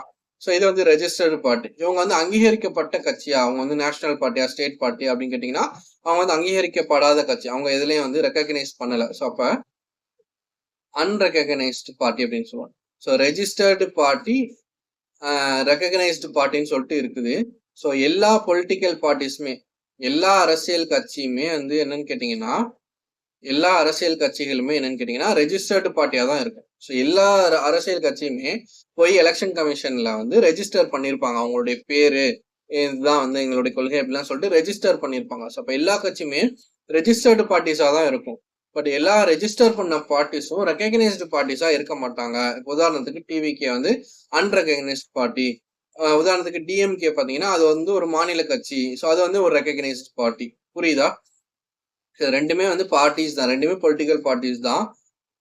ஏடிஎம்கே இருக்கட்டும், இந்த மாதிரி நிறைய கட்சிகள் இருக்கு இல்லையா? இந்த மாதிரி எல்லா பார்ட்டிஸுமே வந்து ரெஜிஸ்டர்டு பார்ட்டி தான். ஆனா வந்து சில கண்டிஷன் வந்து சாட்டிஸ்ஃபை பண்ணாதான் அவங்கள வந்து அங்கீகரிக்கப்பட்ட கட்சி அப்படின்னு சொல்லிட்டு அவங்கள வந்து அங்கீகாரம் கொடுக்குறாங்க. ஸோ அதுதான் வந்து ரெகக்னைஸ்டு பார்ட்டி அப்படின்னு சொல்றோம். சில கட்சிகள் வந்து ரெஜிஸ்டர் மட்டும் பண்ணியிருப்பாங்க, அவங்க வந்து அந்த கண்டிஷனை சாட்டிஸ்ஃபை பண்ணியிருக்க மாட்டாங்க. அப்படின்ற போது அது வந்து அன்ரெகக்னைஸ்ட் பார்ட்டியாவே இருக்கும். ஸோ இந்த டிஃபரன்ஸ் வந்து புரிஞ்சுக்கோங்க. ஸோ இது வந்து அந்த ரெகக்னைஸ்டு பார்ட்டிக்கும் அன்ரெகக்னைஸ்ட் பார்ட்டிக்கும் என்ன ஒரு வித்தியாசம், என்ன ஒரு அட்வான்டேஜ் அப்படின்றத நம்ம ஃபர்தரா வந்து பார்க்கலாம். இப்போதைக்கு வந்து ஒரு பொலிட்டிக்கல் பார்ட்டிஸுடைய அந்த கேரக்டர், அதனுடைய தன்மைகள் என்ன அப்படின்னு கேட்டீங்கன்னா, ஒரு குரூப் ஆஃப் பர்சன், அந்த வாலண்டியர்ஸ் இருக்காங்க இல்லையா? ஸோ அந்த வாலண்டியர்ஸ் எல்லாம் குரூப்பா வந்து சேர்ந்து ஒரு பொலிட்டிக்கல் பார்ட்டி வந்து ஆரம்பிக்கிறாங்க. அவங்களுக்குன்னு ஒரு காமன் ஐடியாலஜி, காமன் கோல் அப்படின்றது இருக்கும். ஸோ அதை பேஸ் பண்ணி தான் வந்து ஆரம்பிப்பாங்க. ஸோ அவங்களுடைய ஐடியாலஜி இருக்கு இல்லையா? ஸோ அதை வந்து ப்ரோக்ராம் அந்த ஒரு பாலிசியா வந்து மேக் பண்ணுவாங்க. அதே மாதிரி அவங்க வந்து பவர் ஆட்சிக்கு வர்றது பார்த்தீங்கன்னா, கான்ஸ்டிடியூஷனல் மீன்ஸ் அப்படின்னா அரசியலமைப்புல சரி அப்படின்னு சொல்லியிருப்பாங்க இல்லையா? ஸோ சரியான பாதையில தான் வந்து அவங்க என்ன பண்ணுவாங்கன்னா அந்த பவரை வந்து ஆட்சியை வந்து பிடிப்பாங்க. ஸோ தவறான பாதைகள் அப்படின்ற போது இப்போ வந்து தாலிபான்ஸ் இருக்கிறாங்க அப்படின்னா, தாலிபான்ஸ் வந்து ஆட்சியை பிடிக்கிறாங்க அப்படின்னா அவங்க வந்து ஒரு அன்கான்ஸ்டிடியூஷனல் மீன்ஸ்ல வந்து அந்த ஆட்சியை பிடிக்கிறாங்க. இப்போ வந்து துப்பாக்கி வச்சு மிரட்டி நீ வந்து ஆட்சியை விட்டு போகணும், நான் தான் ஆட்சிக்கு வருவேன் அப்படின்லாம் சொல்லிட்டு, இப்போ பாகிஸ்தான்ல மிலிட்டரி ரூல் அந்த மாதிரிலாம் இருக்குது இல்லையா? ஸோ அந்த மாதிரி அதெல்லாம் வந்து அன்கான்ஸ்டிடியூஷனல் மீன்ஸ் அப்படின்னு சொல்லுவோம். கான்ஸ்டிடியூஷனல் மீன்ஸ் அப்படின்னா ஓட் எலெக்ஷன் இருக்கு இல்லையா? செலெக்ஷன்ல இந்த ஓட்ஸ் பேசிஸ்ல வந்து அவங்க வந்து ஆட்சிக்கு வராங்க. ஸோ இதுதான் வந்து என்ன அப்படின்னா கான்ஸ்டிடியூஷனல் மீன்ஸ்ல அவங்க பொலிட்டிக்கல் பார்ட்டி வந்து ஆட்சிக்கு வர்றது. ஸோ அதே மாதிரி கண்ட்ரியினுடைய, அதாவது நாட்டினுடைய நலனை பேஸ் பண்ணி அவங்க வந்து எல்லா பாலிசிஸும் கொண்டு வருவாங்க. ஸோ அதுக்காக வந்து அவங்க உழைக்கக்கூடியதான் வந்து பொலிட்டிக்கல் பார்ட்டி, அவங்களுடைய அந்த பண்புகள், தன்மைகள் அப்படின்றது. கிளியரா? ஸோ நெக்ஸ்ட் வந்து மேனிஃபெஸ்டோ அப்படின்றது. ஸோ மேனிஃபெஸ்டோ அப்படின்னா தேர்தல் அறிக்கை. ஸோ இப்போ ஒரு தேர்தல் நடக்க போகுது அப்படின்னா அதுக்கு முன்னாடி தேர்தல் அறிக்கைன்னு சொல்லிட்டு நிறைய பாயிண்ட்ஸ் வந்து சொல்லுவாங்க. நான் வந்து ஆட்சிக்கு வந்தேன்னா நான் இப்படிலாம் பண்ணுவேன், மக்களுக்கு நான் இதெல்லாம் செய்வேன், இதெல்லாம் நான் வந்து ஒழிப்பேன் அப்படின்லாம் சொல்லிட்டு சொல்றாங்க இல்லையா? மதுக்கடைகள்லாம் நான் வந்து மூடுவேன் அப்படின்னு சொல்றாங்க இல்லையா? ஸோ அதுதான் வந்து பார்ட்டி மேனிஃபெஸ்டோ. ஸோ அப்படின்னா என்னன்னு ஜஸ்ட் தெரிஞ்சுக்கோங்க. ஓகேவா? ஸோ நெக்ஸ்ட் வந்து பொலிட்டிக்கல் பார்ட்டிஸுடைய கேரக்டர்ஸ் பார்த்தோம். இப்போ அதனுடைய ஃபங்க்ஷன்ஸ், ஸோ அவங்களுடைய வேலைகள் என்ன, ஸோ அவங்களுடைய செயல்பாடுகள் என்ன அப்படின்னு பார்க்க போறோம். ஸோ இப்போ பொலிட்டிக்கல் பார்ட்டின்னு வரும்போது அப்போசிஷன் பார்ட்டி அப்படின்னு சொல்லுவோம், எதிர்கட்சின்னு சொல்றோம் இல்லையா? ஸோ எதிர்கட்சினா என்ன அப்படின்லாம் சொல்லிட்டு நான் பின்னாடி சொல்றேன். ஸோ இப்போதைக்கு என்ன அப்படின்னா, அவங்க வந்து இப்போ வந்து கவர்மெண்ட் வந்து ஒரு பாலிசி வந்து கொண்டு வராங்க, ஒரு கொள்கையை வந்து கொண்டு வராங்க, இல்லைன்னா ஒரு லா வந்து மேக் பண்றாங்க, ஒரு சட்டம் கொண்டு வராங்க அப்படின்னா, ஸோ அதனுடைய டிராபேக்ஸை வந்து எதிர்த்து வந்து கொஸ்டின் கேட்கணும். இதுல வந்து இந்த மாதிரியான குறைகள் வந்து இருக்குது அப்படின்னு சொல்லிட்டு எடுத்து வந்து அதை ஸ்ட்ராங்கா வந்து நிக்கணும், ஸ்ட்ராங்கா வந்து அப்போஸ் பண்ணணும். அதுதான் வந்து அப்போசிஷன். ஸோ ஒரு விஷயத்த வந்து எதிர்த்து நிக்கிறதா அப்போசிஷன் பார்ட்டியினுடைய வேலை. ஸோ இப்போ பொலிட்டிக்கல் பார்ட்டியினுடைய வேலை என்னன்னா இந்த அப்போஸ் பண்ணணும், அக்கௌண்டபிளா இருக்கணும், அதாவது ஆன்சரபிள், பொறுப்பா வந்து இருக்கணும், ஸ்டெபிலிட்டி வந்து கொடுக்கணும். இப்போ 5 வருஷம் ஆச்சுன்னா 5 வருஷம் வந்து ஸ்டேபிளா வந்து அந்த கட்சி வந்து ஆட்சியை வந்து ரூல் பண்ணணும். இப்போ 1 வருஷம் ஆட்சியில இருந்துட்டு அடுத்து டக்குன்னு ஆட்சியை கலைச்சிட்டு அடுத்த திரும்ப எலெக்ஷன் வச்சு திரும்ப வந்து மறுபடியும் அந்த இன்னொரு பார்ட்டி வந்து ஒரு 2 வருஷத்துக்கு ஆட்சியில இருந்துட்டு மறுபடியும் அந்த ஆட்சியை கழிச்சிட்டு மறுபடியும் இந்த மாதிரிலாம் பண்ணாம 5 வருஷம் ஆச்சுன்னா 5 வருஷம் வந்து ஸ்டேபிளா அந்த கட்சி வந்து கவர்மெண்ட் வந்து ரூல் பண்ணணும், ஸோ ஸ்டெபிலிட்டி வந்து கொடுக்கணும் அப்படின்னு சொல்லிட்டு சொல்றாங்க. சரியா? அதே மாதிரி ஒரு பொலிட்டிக்கல் பார்ட்டியினுடைய வேலை என்ன அப்படின்னா அந்த பார்ட்டியில இருக்கக்கூடிய ஒரு மெம்பரை வந்து நாமினேட் பண்றது, எம்எல்ஏ எலெக்ஷனுக்கோ இல்லை எம்பி எலெக்ஷனுக்கோ ஒரு பர்சனை வந்து நாமினேட் பண்ணி அவங்களை எலெக்ஷனை வந்து கான்டெஸ்ட் பண்ண வைக்கிறது, தேர்தலில் இருந்து போட்டியிடுறதுக்கு நாமினேட் பண்றது. நெக்ஸ்ட் வந்து பொலிட்டிக்கல் கேம்பெயின், ஸோ பிரச்சாரம் பண்றது, அதே மாதிரி ரேலிஸ் நடத்துறது, பேரணி கூட்டம் இந்த மாதிரிலாம் பண்ணுவாங்க இல்லையா? பேரணிகள் பண்றது, அதே மாதிரி ஏதாவது தேர்தல் அறிக்கை இருந்துச்சுன்னா அதை வந்து அனௌன்ஸ் பண்றது. ஸோ இதெல்லாம் வந்து பாத்தீங்கன்னா ஒரு அரசியல் கட்சியினுடைய வேலையா வந்து இருக்குது. அதே மாதிரி அந்த அவங்களுடைய பாலிசிஸ் அண்ட் ப்ரோக்ராம்ஸ்லாம் வந்து பாத்தீங்கன்னா மக்களுடைய நலனுக்காக அலைன் பண்ணி வைக்கிறது. ஸோ எல்லாமே வந்து மக்களுடைய நலனுக்காக தான் இந்த பாலிசி வந்து கொண்டு வரோம் அப்படின்ற மாதிரி கொண்டு வர்றது. ரெண்டாவது வந்து பாத்தீங்கன்னா நெக்ஸ்ட் வந்து பாத்தீங்கன்னா அந்த சொசைட்டியையும் ஸ்டேட் அப்படின்னா அரசாங்கம் இல்ல அந்த ஒரு கண்ட்ரி. ஸோ அதை தான் வந்து ஸ்டேட் அப்படின்னு சொல்றோம். ஸோ அந்த சொசைட்டி சமூகத்தையும் அந்த கவர்மெண்ட்டையும் நம்ம வந்து இணைக்கிறது. ஸோ அதை இணைக்கிறது தான் என்னன்னு கேட்டீங்கன்னா அந்த கவர்மெண்ட் அப்படின்றது அந்த பொலிட்டிக்கல் பார்ட்டியினுடைய வேலையா வந்து இருக்குது. அதே மாதிரி அந்த பொலிட்டிக்கல் பார்ட்டியினுடைய இன்னொரு வேலை என்ன அப்படின்னா அவங்க வந்து எலெக்ஷன்ல பார்ட்டிசிபேட் பண்ணுவாங்க. அதிகமான ஓட்டு ஜெயிச்சோன்னா அவங்க வந்து ஒரு கவர்மெண்ட் வந்து ஃபார்ம் பண்ணி அந்த கவர்மெண்ட் வந்து ரன் பண்ணுவாங்க. ஸோ அது வந்து அவங்களுடைய வேலையா வந்து இருக்கும். ஸோ அதுல வந்து அவங்களுடைய லாஸ் அண்ட் பாலிசிஸ் இதெல்லாம் வந்து மேக் பண்ணுவாங்க. ஸோ இதெல்லாம் தான் வந்து என்னன்னு கேட்டீங்கன்னா ஒரு பொலிட்டிக்கல் பார்ட்டியினுடைய வேலை. ஸோ அப்போ what are the functions of the political parties and what are all the characters, அவங்களுடைய பண்புகள் என்ன, இதெல்லாம் வந்து ஜஸ்ட் பாயிண்ட் பை பாயிண்ட் வந்து நீங்க எழுதி வச்சுக்கோங்க. ஓகேவா? ஸோ நெக்ஸ்ட் வந்து பார்ட்டி சிஸ்டம் அப்படின்னு சொல்லிட்டு நம்ம பார்க்க போறோம். ஸோ பார்ட்டி சிஸ்டம் அப்படின்றது பார்த்தீங்கன்னா 3 வகையா வந்து இருக்குது. ஸோ அந்த கட்சி முறைகள் அப்படின்றது சிங்கிள் பார்ட்டி சிஸ்டம் அப்படின்னு சொல்லுவோம். அதாவது இப்போ ஒரு நாடுன்னு எடுத்துக்கிட்டோம்னா அந்த ஒரு நாட்டுல வந்து பாத்தீங்கன்னா ஒரே ஒரு கட்சி தான் வந்து இருக்கும். அந்த கட்சி தான் எப்பவுமே வந்து ரூல் பண்ணிக்கிட்டே இருக்கும். ஸோ அதாவது எலெக்ஷன் அப்படின்றது சும்மா பேருக்கு தான் வந்து நடக்கும். ஸோ எக்ஸாம்பிளுக்கு வந்து சைனா, நார்த் கொரியா, கியூபா இந்த மாதிரி கண்ட்ரிஸ்லாம் வந்து கிட்டத்தட்ட ஒரு சர்வாதிகாரம் அந்த மாதிரியான ஒரு இதுல வந்து வரக்கூடியது. ஸோ ஒரே ஒரு பார்ட்டி தான் இருக்கும். அதே மாதிரி பை பார்ட்டி சிஸ்டம்னா அந்த கண்ட்ரில 2 கட்சி தான் இருக்கும். உதாரணத்துக்கு யூகேவா இருக்கட்டும், யூஎஸ்ஏவா இருக்கட்டும். ஸோ 2 கட்சி தான் இருக்கும். ஸோ யூகேல லேபர் பார்ட்டி, கன்சர்வேட்டிவ் பார்ட்டி அப்படின்னு சொல்லுவோம். அதே மாதிரி யூஎஸ்ஏல 2 பார்ட்டி தான் இருக்கும். ஸோ இந்த 2 பார்ட்டிக்கு நடுவுல தான் வந்து போட்டி நடக்கும். ஸோ ஒரு டைம் இவங்க ஆட்சிக்கு வருவாங்க, அடுத்த டைம் இவங்க இன்னொருத்தவங்க ஆட்சிக்கு வருவாங்க, இல்ல அடுத்தடுத்த டைம் வந்து ஆட்சிக்கு வருவாங்க. ட்ரம்ப் மாதிரி அடுத்தடுத்த டைம் ஒரே கட்சி வந்து ஆட்சிக்கு வரும். ஸோ இந்த மாதிரி இருக்கிறது by party system. So just what is வாட்ன்றதை தெரிஞ்சுக்கோங்க. அண்ட் அதுக்கு எக்ஸாம்பிள் கண்ட்ரிஸ் வந்து எழுதிக்கோங்க. சிங்கிள் பார்ட்டினா ஒரு கண்ட்ரில ஒரே ஒரு பார்ட்டி இருக்கும். பை பார்ட்டினா 2 கட்சிகள் இருக்கும். மல்டி பார்ட்டினா நிறைய கட்சிகள் இருக்கும். ஸோ இது எக்ஸாம்பிள் வந்து இந்தியா தான் வந்து பெஸ்ட் எக்ஸாம்பிள். அப்புறம் பிரான்ஸ், ஸ்வீடன், நார்வே இது எல்லாமே வந்து நிறைய கட்சிகள் கொண்ட ஒரு நாடுகள். சரியா? ஸோ இதான் வந்து பார்ட்டி சிஸ்டம். ஸோ இந்தியாவில் வந்து பார்ட்டி சிஸ்டம் பார்த்தீங்க அப்படின்னா so 19th century, late 19th செஞ்சுரினா 1850ஸ்க்கு மேலே. ஸோ 19th செஞ்சுரினா 1800லேருந்து 1900 இதுதான் வந்து 19th செஞ்சுரின்னு சொல்கிறோம். ஸோ லேட் அப்படின்னா 1850க்கு மேலே அந்த மாதிரி இதில் தான் வந்து இந்த பார்ட்டி சிஸ்டம் அப்படின்றது ஆரம்பிக்கப்படுது. ஸோ வேர்ல்டுலேயே வந்து பார்த்தீங்கன்னா இந்தியாவில் தான் அதிகமான எண்ணிக்கையில் வந்து இந்த அரசியல் கட்சிகள் வந்து இருக்குது அப்படின்ற மாதிரி சொல்கிறாங்க. ஸோ இந்த அரசியல் கட்சிகள் பொலிட்டிக்கல் பார்ட்டிஸ்ன்னும் போது நம்ம கண்ட்ரியில் ரெக்கக்னைஸ்டு அன்ரெக்கக்னைஸ்டுன்னு சொன்னோம் இல்லையா? இந்த ரெக்கக்னைஸ்டு நேஷனல் பார்ட்டியில தேசிய கட்சியாவோ, மாநில கட்சி ரீஜனல் பார்ட்டிஸாவோ, அல்லது ரெஜிஸ்டர்ட் பட் அன்ரெக்கக்னைஸ்டுன்னு சொன்னோம் இல்லையா? ஸோ இது ஒரு கேட்டகரியாகவும் வந்து நம்ம பொலிட்டிக்கல் பார்ட்டிஸ் வந்து இருக்குது. ஸோ இந்த எல்லா பார்ட்டியுமே நம்ம என்ன பண்ணணும்னா எலெக்ஷன் கமிஷன் கிட்ட ரெஜிஸ்டர் பண்ணணும். ஸோ அப்போ எல்லா கண்ட்ரிஸுமே எல்லா பார்ட்டிஸுமே ரெஜிஸ்டர்டு பார்ட்டிஸா வந்து இருக்கும். ஆனா அது வந்து ரெக்கக்னைஸ் அன்ரெக்கக்னைஸ்டுன்னு நம்ம பிரிச்சு பார்க்குறோம். சரி, அப்ப இந்த எலெக்ஷன் கமிஷனை பத்தி சில பாயிண்ட்ஸ் வந்து கொடுக்குறாங்க. ஸோ இதுல முக்கியமா வந்து இது வந்து ஒரு கான்ஸ்டிடியூஷனல் பாடி அப்படின்றது தெரிஞ்சுக்கணும். அது மாதிரி அதனுடைய ஹெட் குவார்டர்ஸ் தலைமையம் வந்து நியூ டெல்லியில வந்து இருக்குது அப்படின்றது தெரிஞ்சுக்கணும்.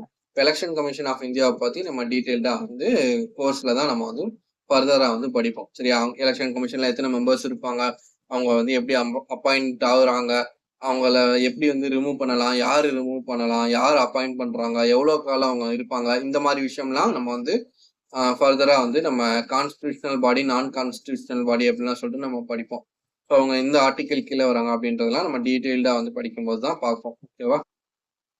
ஸோ நெக்ஸ்ட் வந்து ஒரு பொலிட்டிக்கல் பார்ட்டி, ஒரு அரசியல் கட்சியை நான் வந்து எப்படி ஃபார்ம் பண்ணணும், எப்படி நான் வந்து கட்டமைக்கணும் அப்படின்னு கேட்டிங்கன்னா அவங்க வந்து பார்த்தீங்கன்னா எலெக்ஷன் கமிஷன்ல ஃபர்ஸ்ட் ரெஜிஸ்டர் பண்ணணும்.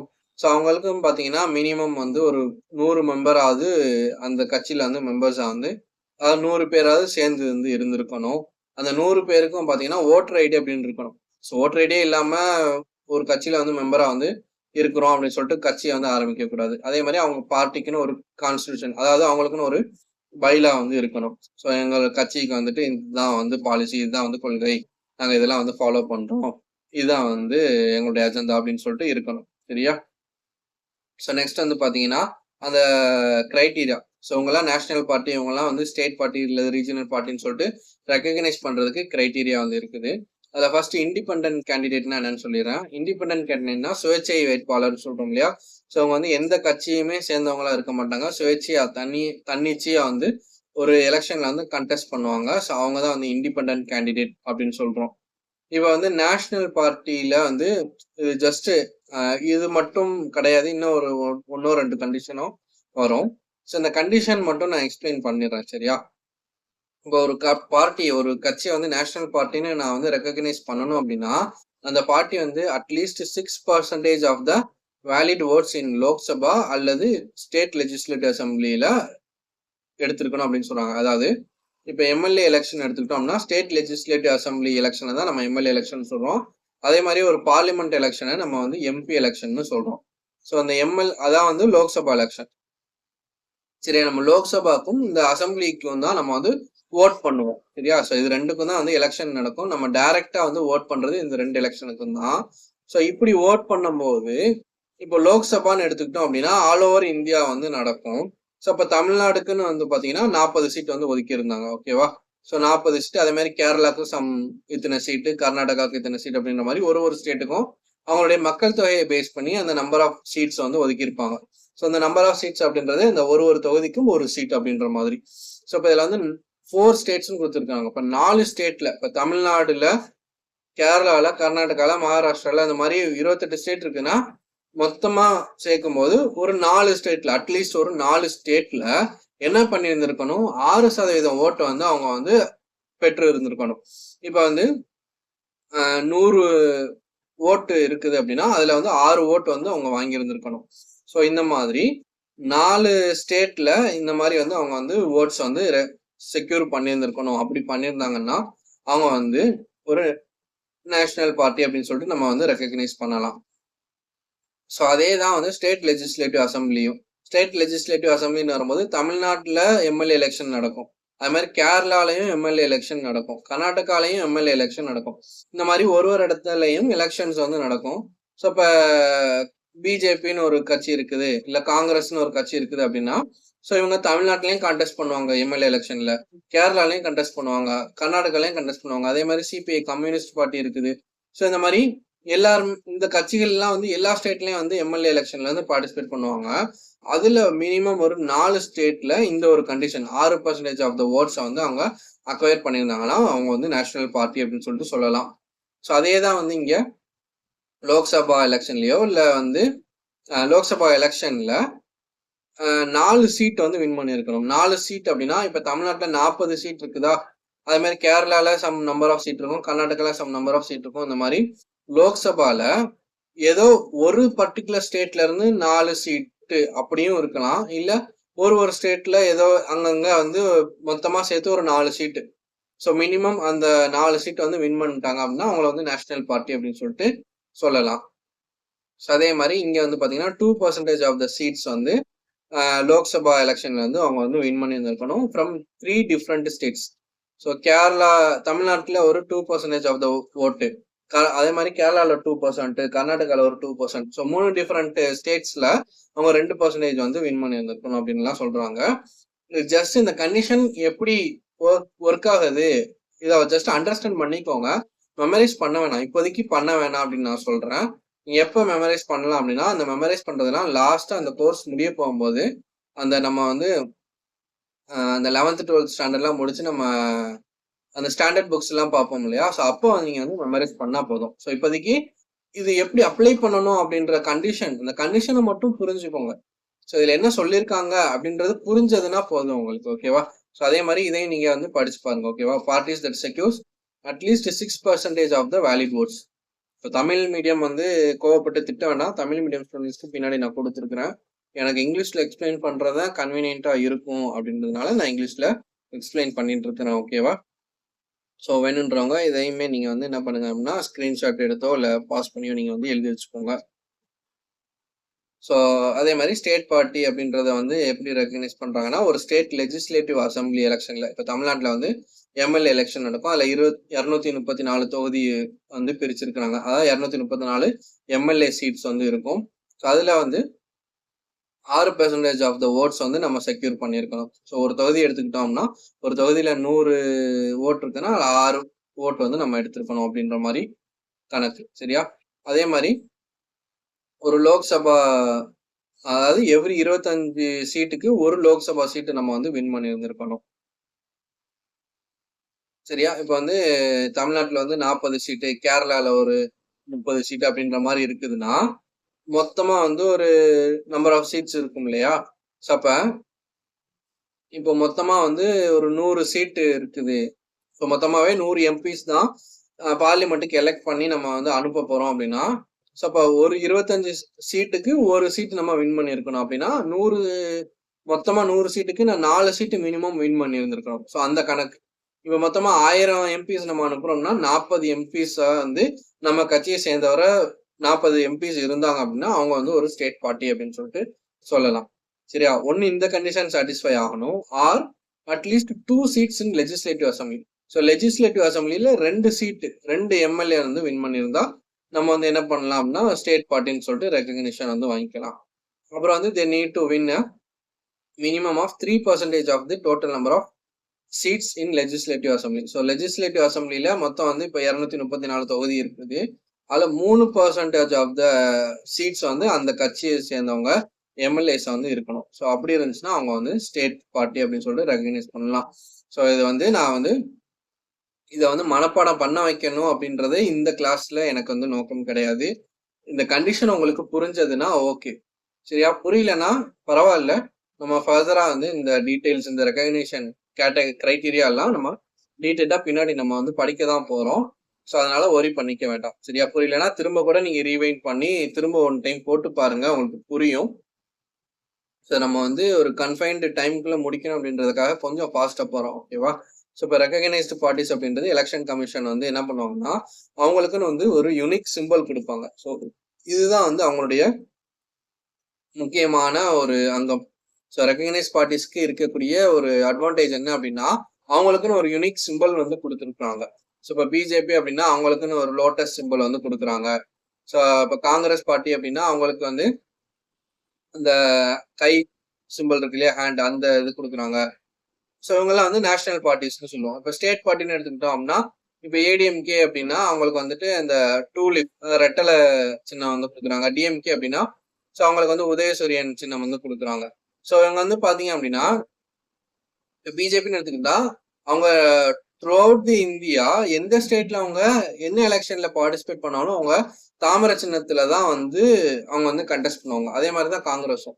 அதே மாதிரி டிஎம்கேன்னு எடுத்துக்கிட்டோம்னா அவங்க ஒரு ஸ்டேட்டுக்குள்ள எந்த ஒரு தொகுதியில நின்றாலும் அவங்களுக்கு வந்து உதயசூரியன் அப்படின்ற சின்னம் தான் இருக்கும்.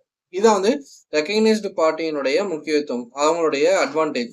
இப்ப அதுவே வந்து அன்ரெகக்னைஸ்டு பார்ட்டியா இருந்தது அப்படின்னா ஒரு தொகுதியில அந்த பார்ட்டிக்கு ஒரு சிம்பிள் வந்து இருக்கும், வேற தொகுதியில வேற, அதாவது ஒரு எலெக்ஷன்லயும் ஒரு மாதிரியே வந்து அவங்களோட சிம்பிள் வந்து மாறும். ஸோ இந்த தடவை வந்து ஒரு புக்கு சின்னம் வந்து கொடுக்குறாங்கன்னா நெக்ஸ்ட் டைம் வந்து வேற ஒரு சிம்பிள் வந்து வரும். ஸோ அதை வந்து நம்ம அந்த போல் பேனல் அப்படின்னு சொல்லிட்டு இருக்கோம். ஸோ சிம்பிள் போல் பேனல் அப்படின்றது ஸோ அந்த ஒரு லிஸ்ட்ல நமக்கு எது வேணுமோ அதை வந்து நம்ம சூஸ் பண்ணிக்கிற மாதிரி இருக்கும். ஸோ இந்த டைம் வேற யாராவது சூஸ் பண்ணிட்டாங்கன்னா அடுத்த டைம் நம்ம வந்து அதை சூஸ் பண்ண முடியாது, அந்த மாதிரி வந்து இருக்கும். ஸோ அந்த இது வந்து எலெக்ஷன் கமிஷன் தான் வந்து அலாட் பண்ணுவாங்க. ஸோ எலெக்ஷன் கமிஷன் வந்து இந்த சிம்பிள்ஸ் வந்து கொடுப்பாங்க, இதுல நம்ம வந்து ஒன்று சூஸ் பண்ணிக்கணும். இது வந்து அன்ரெகக்னைஸ்டு பார்ட்டி. ஸோ இதுல வந்து என்ன ஒரு அட்வான்டேஜ் அப்படின்னா இப்போ மைண்ட்ல வந்து பாத்தீங்கன்னா இந்த பொலிட்டிக்கல் இந்த இதனுடைய முக்கியத்துவமே என்ன அப்படின்னு கேட்டீங்கன்னா மைண்ட்ல வந்து ஃபிக்ஸ் ஆயிரும். மக்களுக்கு வந்து ரெகக்னைஸ்டு பார்ட்டியை பொறுத்த வரைக்கும் மைண்ட்ல வந்து ஃபிக்ஸ் ஆயிரும்.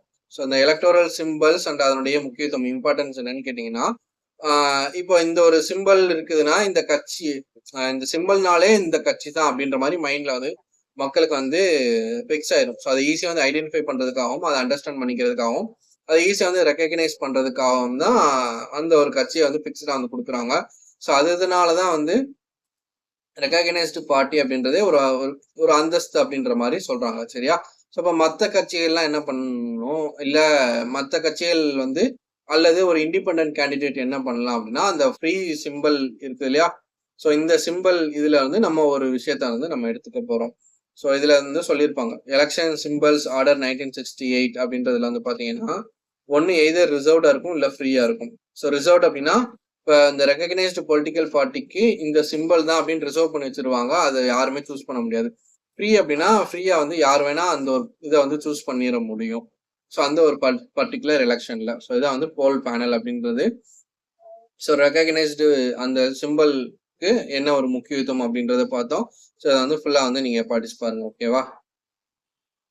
ஸோ நெக்ஸ்ட் வந்து பாத்தீங்கன்னா மெஜாரிட்டி பார்ட்டினா என்ன அப்படின்னு கேட்டீங்கன்னா, இப்போ ஒரு எலெக்ஷன் நடக்குது. இந்த எலெக்ஷன்ல நிறைய பார்ட்டி வந்து பார்ட்டிசிபேட் பண்ணுவாங்க. அதுல அதிக நம்பர் ஆஃப் ஓட்ஸை வந்து ஜெயிக்கிற பார்ட்டியை தான் நம்ம மெஜாரிட்டி பார்ட்டின்னு சொல்லுவோம். அதுல லீஸ்ட் நம்பர் ஆஃப் ஓட்ஸை வந்து ஜெயிக்கிறவங்க என்ன பண்ணுவாங்க அப்படின்னா அவங்கள வந்து மைனாரிட்டி பார்ட்டின்னு சொல்லுவோம். மெஜாரிட்டி ஆஃப் ஓட்ஸ் அப்படின்னா மெஜாரிட்டி ஆஃப் சீட்ஸ் வந்து வின் பண்றவங்க. இப்போ 234 தொகுதி இருக்குது அப்படின்னா 180 தொகுதியை வின் பண்ணவங்கள நம்ம மெஜாரிட்டி பார்ட்டினும், லீஸ்ட் நம்பர் ஆஃப் சீட்ஸ் ஜெயிச்சவங்க ஒரு 4 சீட் தான் ஒரு கட்சி ஜெயிச்சிருக்குன்னா அவங்கள வந்து மைனாரிட்டி பார்ட்டின்னு சொல்லுவோம். சரியா? இப்ப அப்போசிஷன் பார்ட்டி அப்படின்றது என்னன்னா, இப்ப மெஜாரிட்டி பார்ட்டி வந்து 180 சீட் வந்து ஜெயிச்சிருச்சு. ஒரு கட்சி வந்து 4 சீட் வந்து ஜெயிச்சிருச்சு. ஸோ ஒரு 50 சீட்டை வந்து பாத்தீங்கன்னா ஒரு கட்சி ஜெயிச்சிருச்சு அப்படின்னா, ஸோ இவங்க வந்து மெஜாரிட்டி பார்ட்டி, இவங்க மைனாரிட்டி பார்ட்டி. ஸோ இந்த மெஜாரிட்டி பார்ட்டிக்கு அடுத்த ஸ்டேஜ்ல யார் இருக்கிறாங்க, ஸோ அவங்களுக்கு அடுத்த கேட்டகரி அடுத்த ரேங்க்ல யார் இருக்காங்க கேட்டீங்கன்னா அவங்க தான் வந்து செகண்ட் லார்ஜஸ்ட் அதிக நம்பர் ஆஃப் சீட்டை ஜெயிச்சவங்க அப்போசிஷன் பார்ட்டின்னு சொல்லுவோம். ஸோ இவங்களுடைய முக்கியத்துவம் என்ன அப்படின்னா, கவர்மெண்ட் ஏதாவது பாலிசிஸோ ஏதோ ஒரு லா கொண்டு வராங்க அப்படின்னா அதுல ஏதாவது கிரிட்டிசிசம் இருந்துச்சுன்னா அதை அவங்க வந்து தட்டி கேட்கறது, விமர்சனம் பண்றது, நீங்க இது கொண்டு வர்றது தப்பு, நீங்க இப்படி பண்ணக்கூடாது, நீங்க இப்படி மாத்துங்க அப்படின்னு சொல்லிட்டு ஸோ அதை வந்து கிரிட்டிசைஸ் பண்ற வேலை தான் வந்து அப்போசிஷன் பார்ட்டியினுடையது. ஸோ இந்த அப்போசிஷன் பார்ட்டி கேள்வி கேட்பாங்க அப்படின்றதுக்காகவே என்ன பண்ணுவாங்கன்னா கவர்மெண்ட் வந்து கொஞ்சம் வந்து ப்ராப்பரா வந்து செயல்படுவாங்க அப்படின்றதுதான் நம்மளுடைய அந்த சிஸ்டம் அப்படின்றது. இதுதான் வந்து டெமோக்ரஸி அப்படின்றது. ஓகேவா? ஸோ அந்த கேள்வி கேட்கக்கூடிய அந்த உரிமையை கொடுக்கறதா வந்து டெமோக்ரஸி. ஸோ அதை வந்து எதிர்கட்சியா இருக்கட்டும், மக்களுக்கா இருக்கட்டும், நமக்கு வந்து அந்த கேள்வி கேட்கிற உரிமையை வந்து கொடுக்குது. சரியா? ஸோ அது மூலியமா நம்ம வந்து என்ன பண்ணலாம்னா கவர்மெண்ட்டை வந்து ப்ராப்பரா வந்து ரன் பண்ண வைக்கலாம், கேள்வி கேட்க முடியும். ஸோ அதான் வந்து அக்கௌண்டபிள், ஆன்சரபிள் அப்படின்னு சொல்றோம். ஸோ ஓகேவா? இதெல்லாம் நீங்க வந்து படிச்சு பார்த்தீங்கன்னா உங்களுக்கு வந்து புரியும். அண்ட் தென் இந்த அப்போசிஷன் பார்ட்டியினுடைய லீடர் இருக்கார் இல்லையா, ஸோ அவர் வந்து பாத்தீங்க அப்படின்னா அந்த கேபினட் மினிஸ்டருடைய ரேங்க்கு ஈக்குவலா வந்து இருப்பாரு அப்படின்னு சொல்றாங்க. ஸோ கேபினட் மினிஸ்டர்னா யாருன்னா முக்கிய மந்திரிகள் அப்படின்னு சொல்லுவோம். இப்போ எக்ஸாம்பிளுக்கு யூனியன் கவர்மெண்ட்ல பாத்தீங்கன்னா ஃபினான்ஸ் மினிஸ்டரு, எக்ஸ்டர்னல் அஃபேர்ஸ் வெளியுறவுத்துறை, சரியா, வெளியுறவுத்துறை அமைச்சர், அதே மாதிரி ஃபார்ம் மினிஸ்டர் உள்துறை அமைச்சர். ஸோ இவங்கெல்லாம் வந்து பாத்தீங்கன்னா டிஃபென்ஸ் மினிஸ்டர். ஸோ இவங்க எல்லாமே வந்து பாத்தீங்கன்னா அந்த கேபினெட் கமிட்டிக்குள்ள வருவாங்க, கேபினெட் மினிஸ்டர்ஸ்னு சொல்லுவோம். ஸோ இந்த கேபினெட் மினிஸ்டருக்கு ஈக்குவலண்டா இருக்கிற ஒரு லீடர், ஈக்குவலண்டா இருக்கக்கூடிய ஒரு நபர் தான் இந்த அப்போசிஷன் பார்ட்டியினுடைய லீடர். ஸோ இந்த மினிஸ்டர்ஸ்லாம் வந்து பாத்தீங்கன்னா மந்திரிகள் இருக்காங்க இல்லையா, அவங்கெல்லாம் வந்து ஒரு எம்எல்ஏவோ இல்லை எம்பியாவோ இருப்பாங்க. ஸோ பார்லிமெண்ட்னா எம்பியா வந்து இருப்பாங்க. இந்த எம்பி வந்து ஆளுங்கட்சியை சேர்ந்த ஒரு எம்பியை நம்ம மினிஸ்டர் அப்படின்னு சொல்லிட்டு ஒரு பதவி வந்து கொடுக்குறோம். அந்த மினிஸ்டரையும் பாத்தீங்க அப்படின்னா ஒரு பர்டிகுலர் டிபார்ட்மெண்ட் ஹேண்டில் பண்ண மினிஸ்டரை வந்து நம்ம வந்து என்ன பண்றோம், கேபினெட் மினிஸ்டர்ன்ற ஒரு அந்தஸ்தை வந்து அதிகப்படுத்தி கொடுக்குறோம். ஸோ மினிஸ்டருக்கும் மேல உள்ளவங்க தான் கேபினெட் மினிஸ்டர். ஸோ இந்த கேபினெட் மினிஸ்டருக்கு ஈக்குவலண்டா இருக்கிறவர் தான் யாருன்னா அப்போசிஷன் பார்ட்டியை சேர்ந்த ஒரு லீடர்.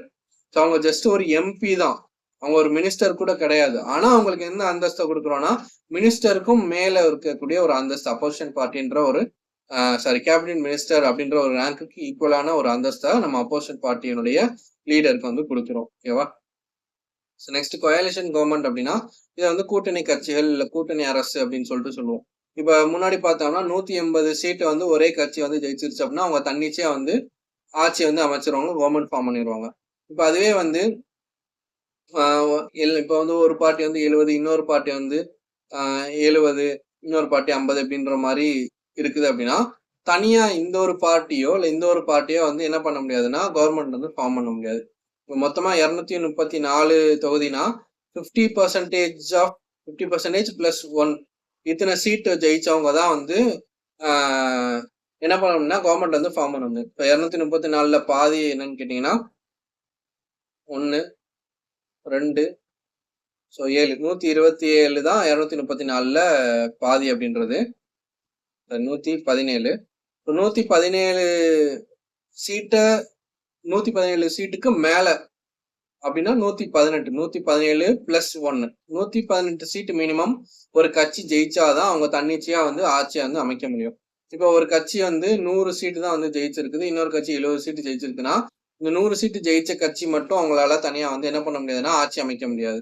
ஸோ அப்ப என்ன பண்ணுவாங்கன்னா இந்த 100 சீட்டு ஜெயிச்ச கட்சி என்ன பண்ணுவாங்கன்னா நான் வந்து இன்னொரு கட்சி கூட ஆஃபர் வந்து கொடுப்பாங்க. நீங்க என் கூட வந்து கூட்டணி அமைச்சுக்கிட்டீங்க அப்படின்னா நான் வந்து உங்களுக்கு வந்து இத்தனை மினிஸ்ட்ரி வந்து ஒதுக்குறேன் அப்படின்ற மாதிரி சொல்லி இவங்க 2 பேரும் கூட்டணி சேர்ந்துக்கிட்டு என்ன பண்ணுவாங்க ஆட்சி அமைக்கிறாங்க.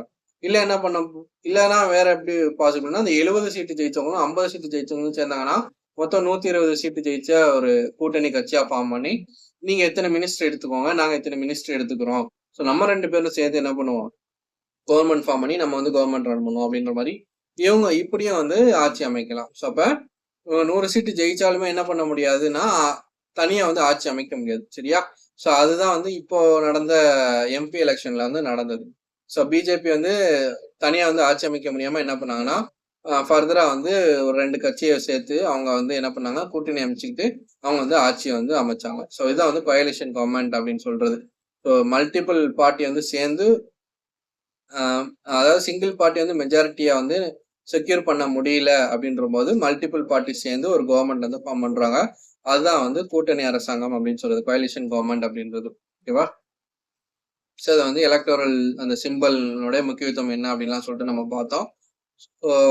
அந்த அதுல வந்து பாத்தீங்கன்னா ஒரு ஸ்டேட் பார்ட்டின்னு ரெக்கக்னைஸ் பண்ண ஒரு கட்சி இருக்குது இல்லையா? அந்த கட்சி வந்து இப்போ தமிழ்நாட்டுல உதயசூரியன் இருக்குதுன்னா அது டிஎம்கே தான் யூஸ் பண்ணணும்.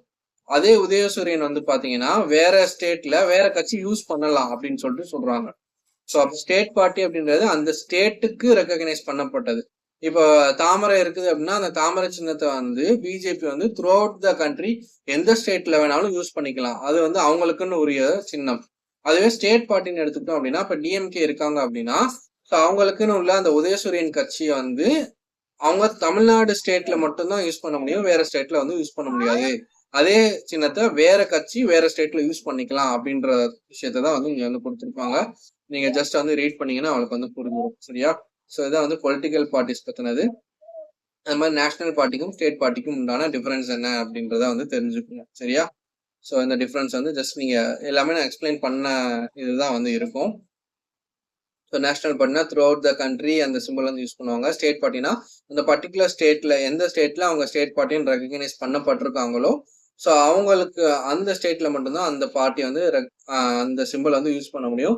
மற்ற ஸ்டேட்ல வந்து வேற அதே சிம்பிளை அவங்க வந்து கிளைம் பண்ண முடியாது. வேற ஸ்டேட்ல வேற பார்ட்டி வந்து அந்த சிம்பிளை யூஸ் பண்ணலாம். அதான் வந்து இதுக்கு மீனிங். ஸோ இது வந்து ஒரு நேஷனல் பார்ட்டி அப்படின்றது ஒரு நேஷனல் லெவல்ல இருக்கக்கூடிய அந்த ஒரு இஷ்யூ வந்து ஹேண்டில் பண்ணுவாங்க. ஒரு ஸ்டேட் பார்ட்டி அப்படின்றது அந்த ஒரு பர்டிகுலர் ரீஜன்ல இருக்கக்கூடிய இஷ்யூ வந்து அந்த ஒரு பார்லிமெண்ட்லயோ லோக்சபால போய் அதை வந்து எடுத்து வச்சு இந்த மாதிரி எங்க ஸ்டேட்ல இப்படிலாம் வந்து ப்ராப்ளம் இருக்குது, இதை வந்து நீங்க ஒழிக்கணும், ஸோ அதுக்கு ஏதாவது சட்டம் கொண்டு வாங்க அப்படின்லாம் சொல்லிட்டு சொல்லுவாங்க. ஓகேவா? ஸோ இந்த ஒன் வேர்ட் ஆன்சர்ஸ்லாம் நீங்க வந்து ட்ரை பண்ணி பாருங்க. நம்ம சொன்னதெல்லாம் புரிஞ்சிச்சு அப்படின்னா நீங்க வந்து அதுல இருந்து நீங்க எந்த அளவுக்கு உங்களுக்கு அந்த மெமரி பவர் இருக்குது, எவ்வளோ நீங்க வந்து ஞாபகம் வச்சுக்கீங்க அப்படின்னு சொல்லிட்டு டெஸ்ட் பண்ணிக்கலாம். ஓகேவா? ஸோ அதே மாதிரி ஃபில் இன் த பிளாங்க்ஸ், அதே மாதிரி மேட்ச் பண்ணி பாருங்க. நெக்ஸ்ட் வந்து இந்த அசர்ஷன் ரீசன் இதெல்லாம் வந்து பாருங்க. ஸோ அதே மாதிரி இதுல வந்து பாத்தீங்கன்னா அந்த answer the following, so question answer இதே வந்து ரைட் பண்ணி பாருங்க. நான் சொன்ன மெயின்ஸ் ஆன்சர் வந்து எழுதி எனக்கு வந்து என்ன பண்ணுங்க அப்படின்னா வாட்ஸ்அப்ல வந்து பிடிஎஃப் வந்து சென்ட் பண்ணுங்க. நான் வந்து உங்களுக்கு எக்ஸ்பிளனேஷன் சொல்றேன். அதே மாதிரி அதை எப்படி நம்ம ஃபர்தரா வந்து நம்ம பியூட்டிஃபை பண்ணலாம், எப்படி நம்ம வந்து அதை மற்ற ஆன்சரை காட்டிலும் நம்ம ஆன்சரை எப்படி வந்து மிகைப்படுத்தி எழுதலாம் அப்படின்ற விஷயத்துல நான் வந்து உங்களுக்கு சொல்லித்தரேன். ஓகேவா? ஸோ தேங்க்ஸ் ஃபார் வாட்சிங் ஃபிர்தௌஸ் அகாடமி. நம்ம அடுத்த கிளாஸ்ல வந்து மீட் பண்ணுவோம். தேங்க்யூ.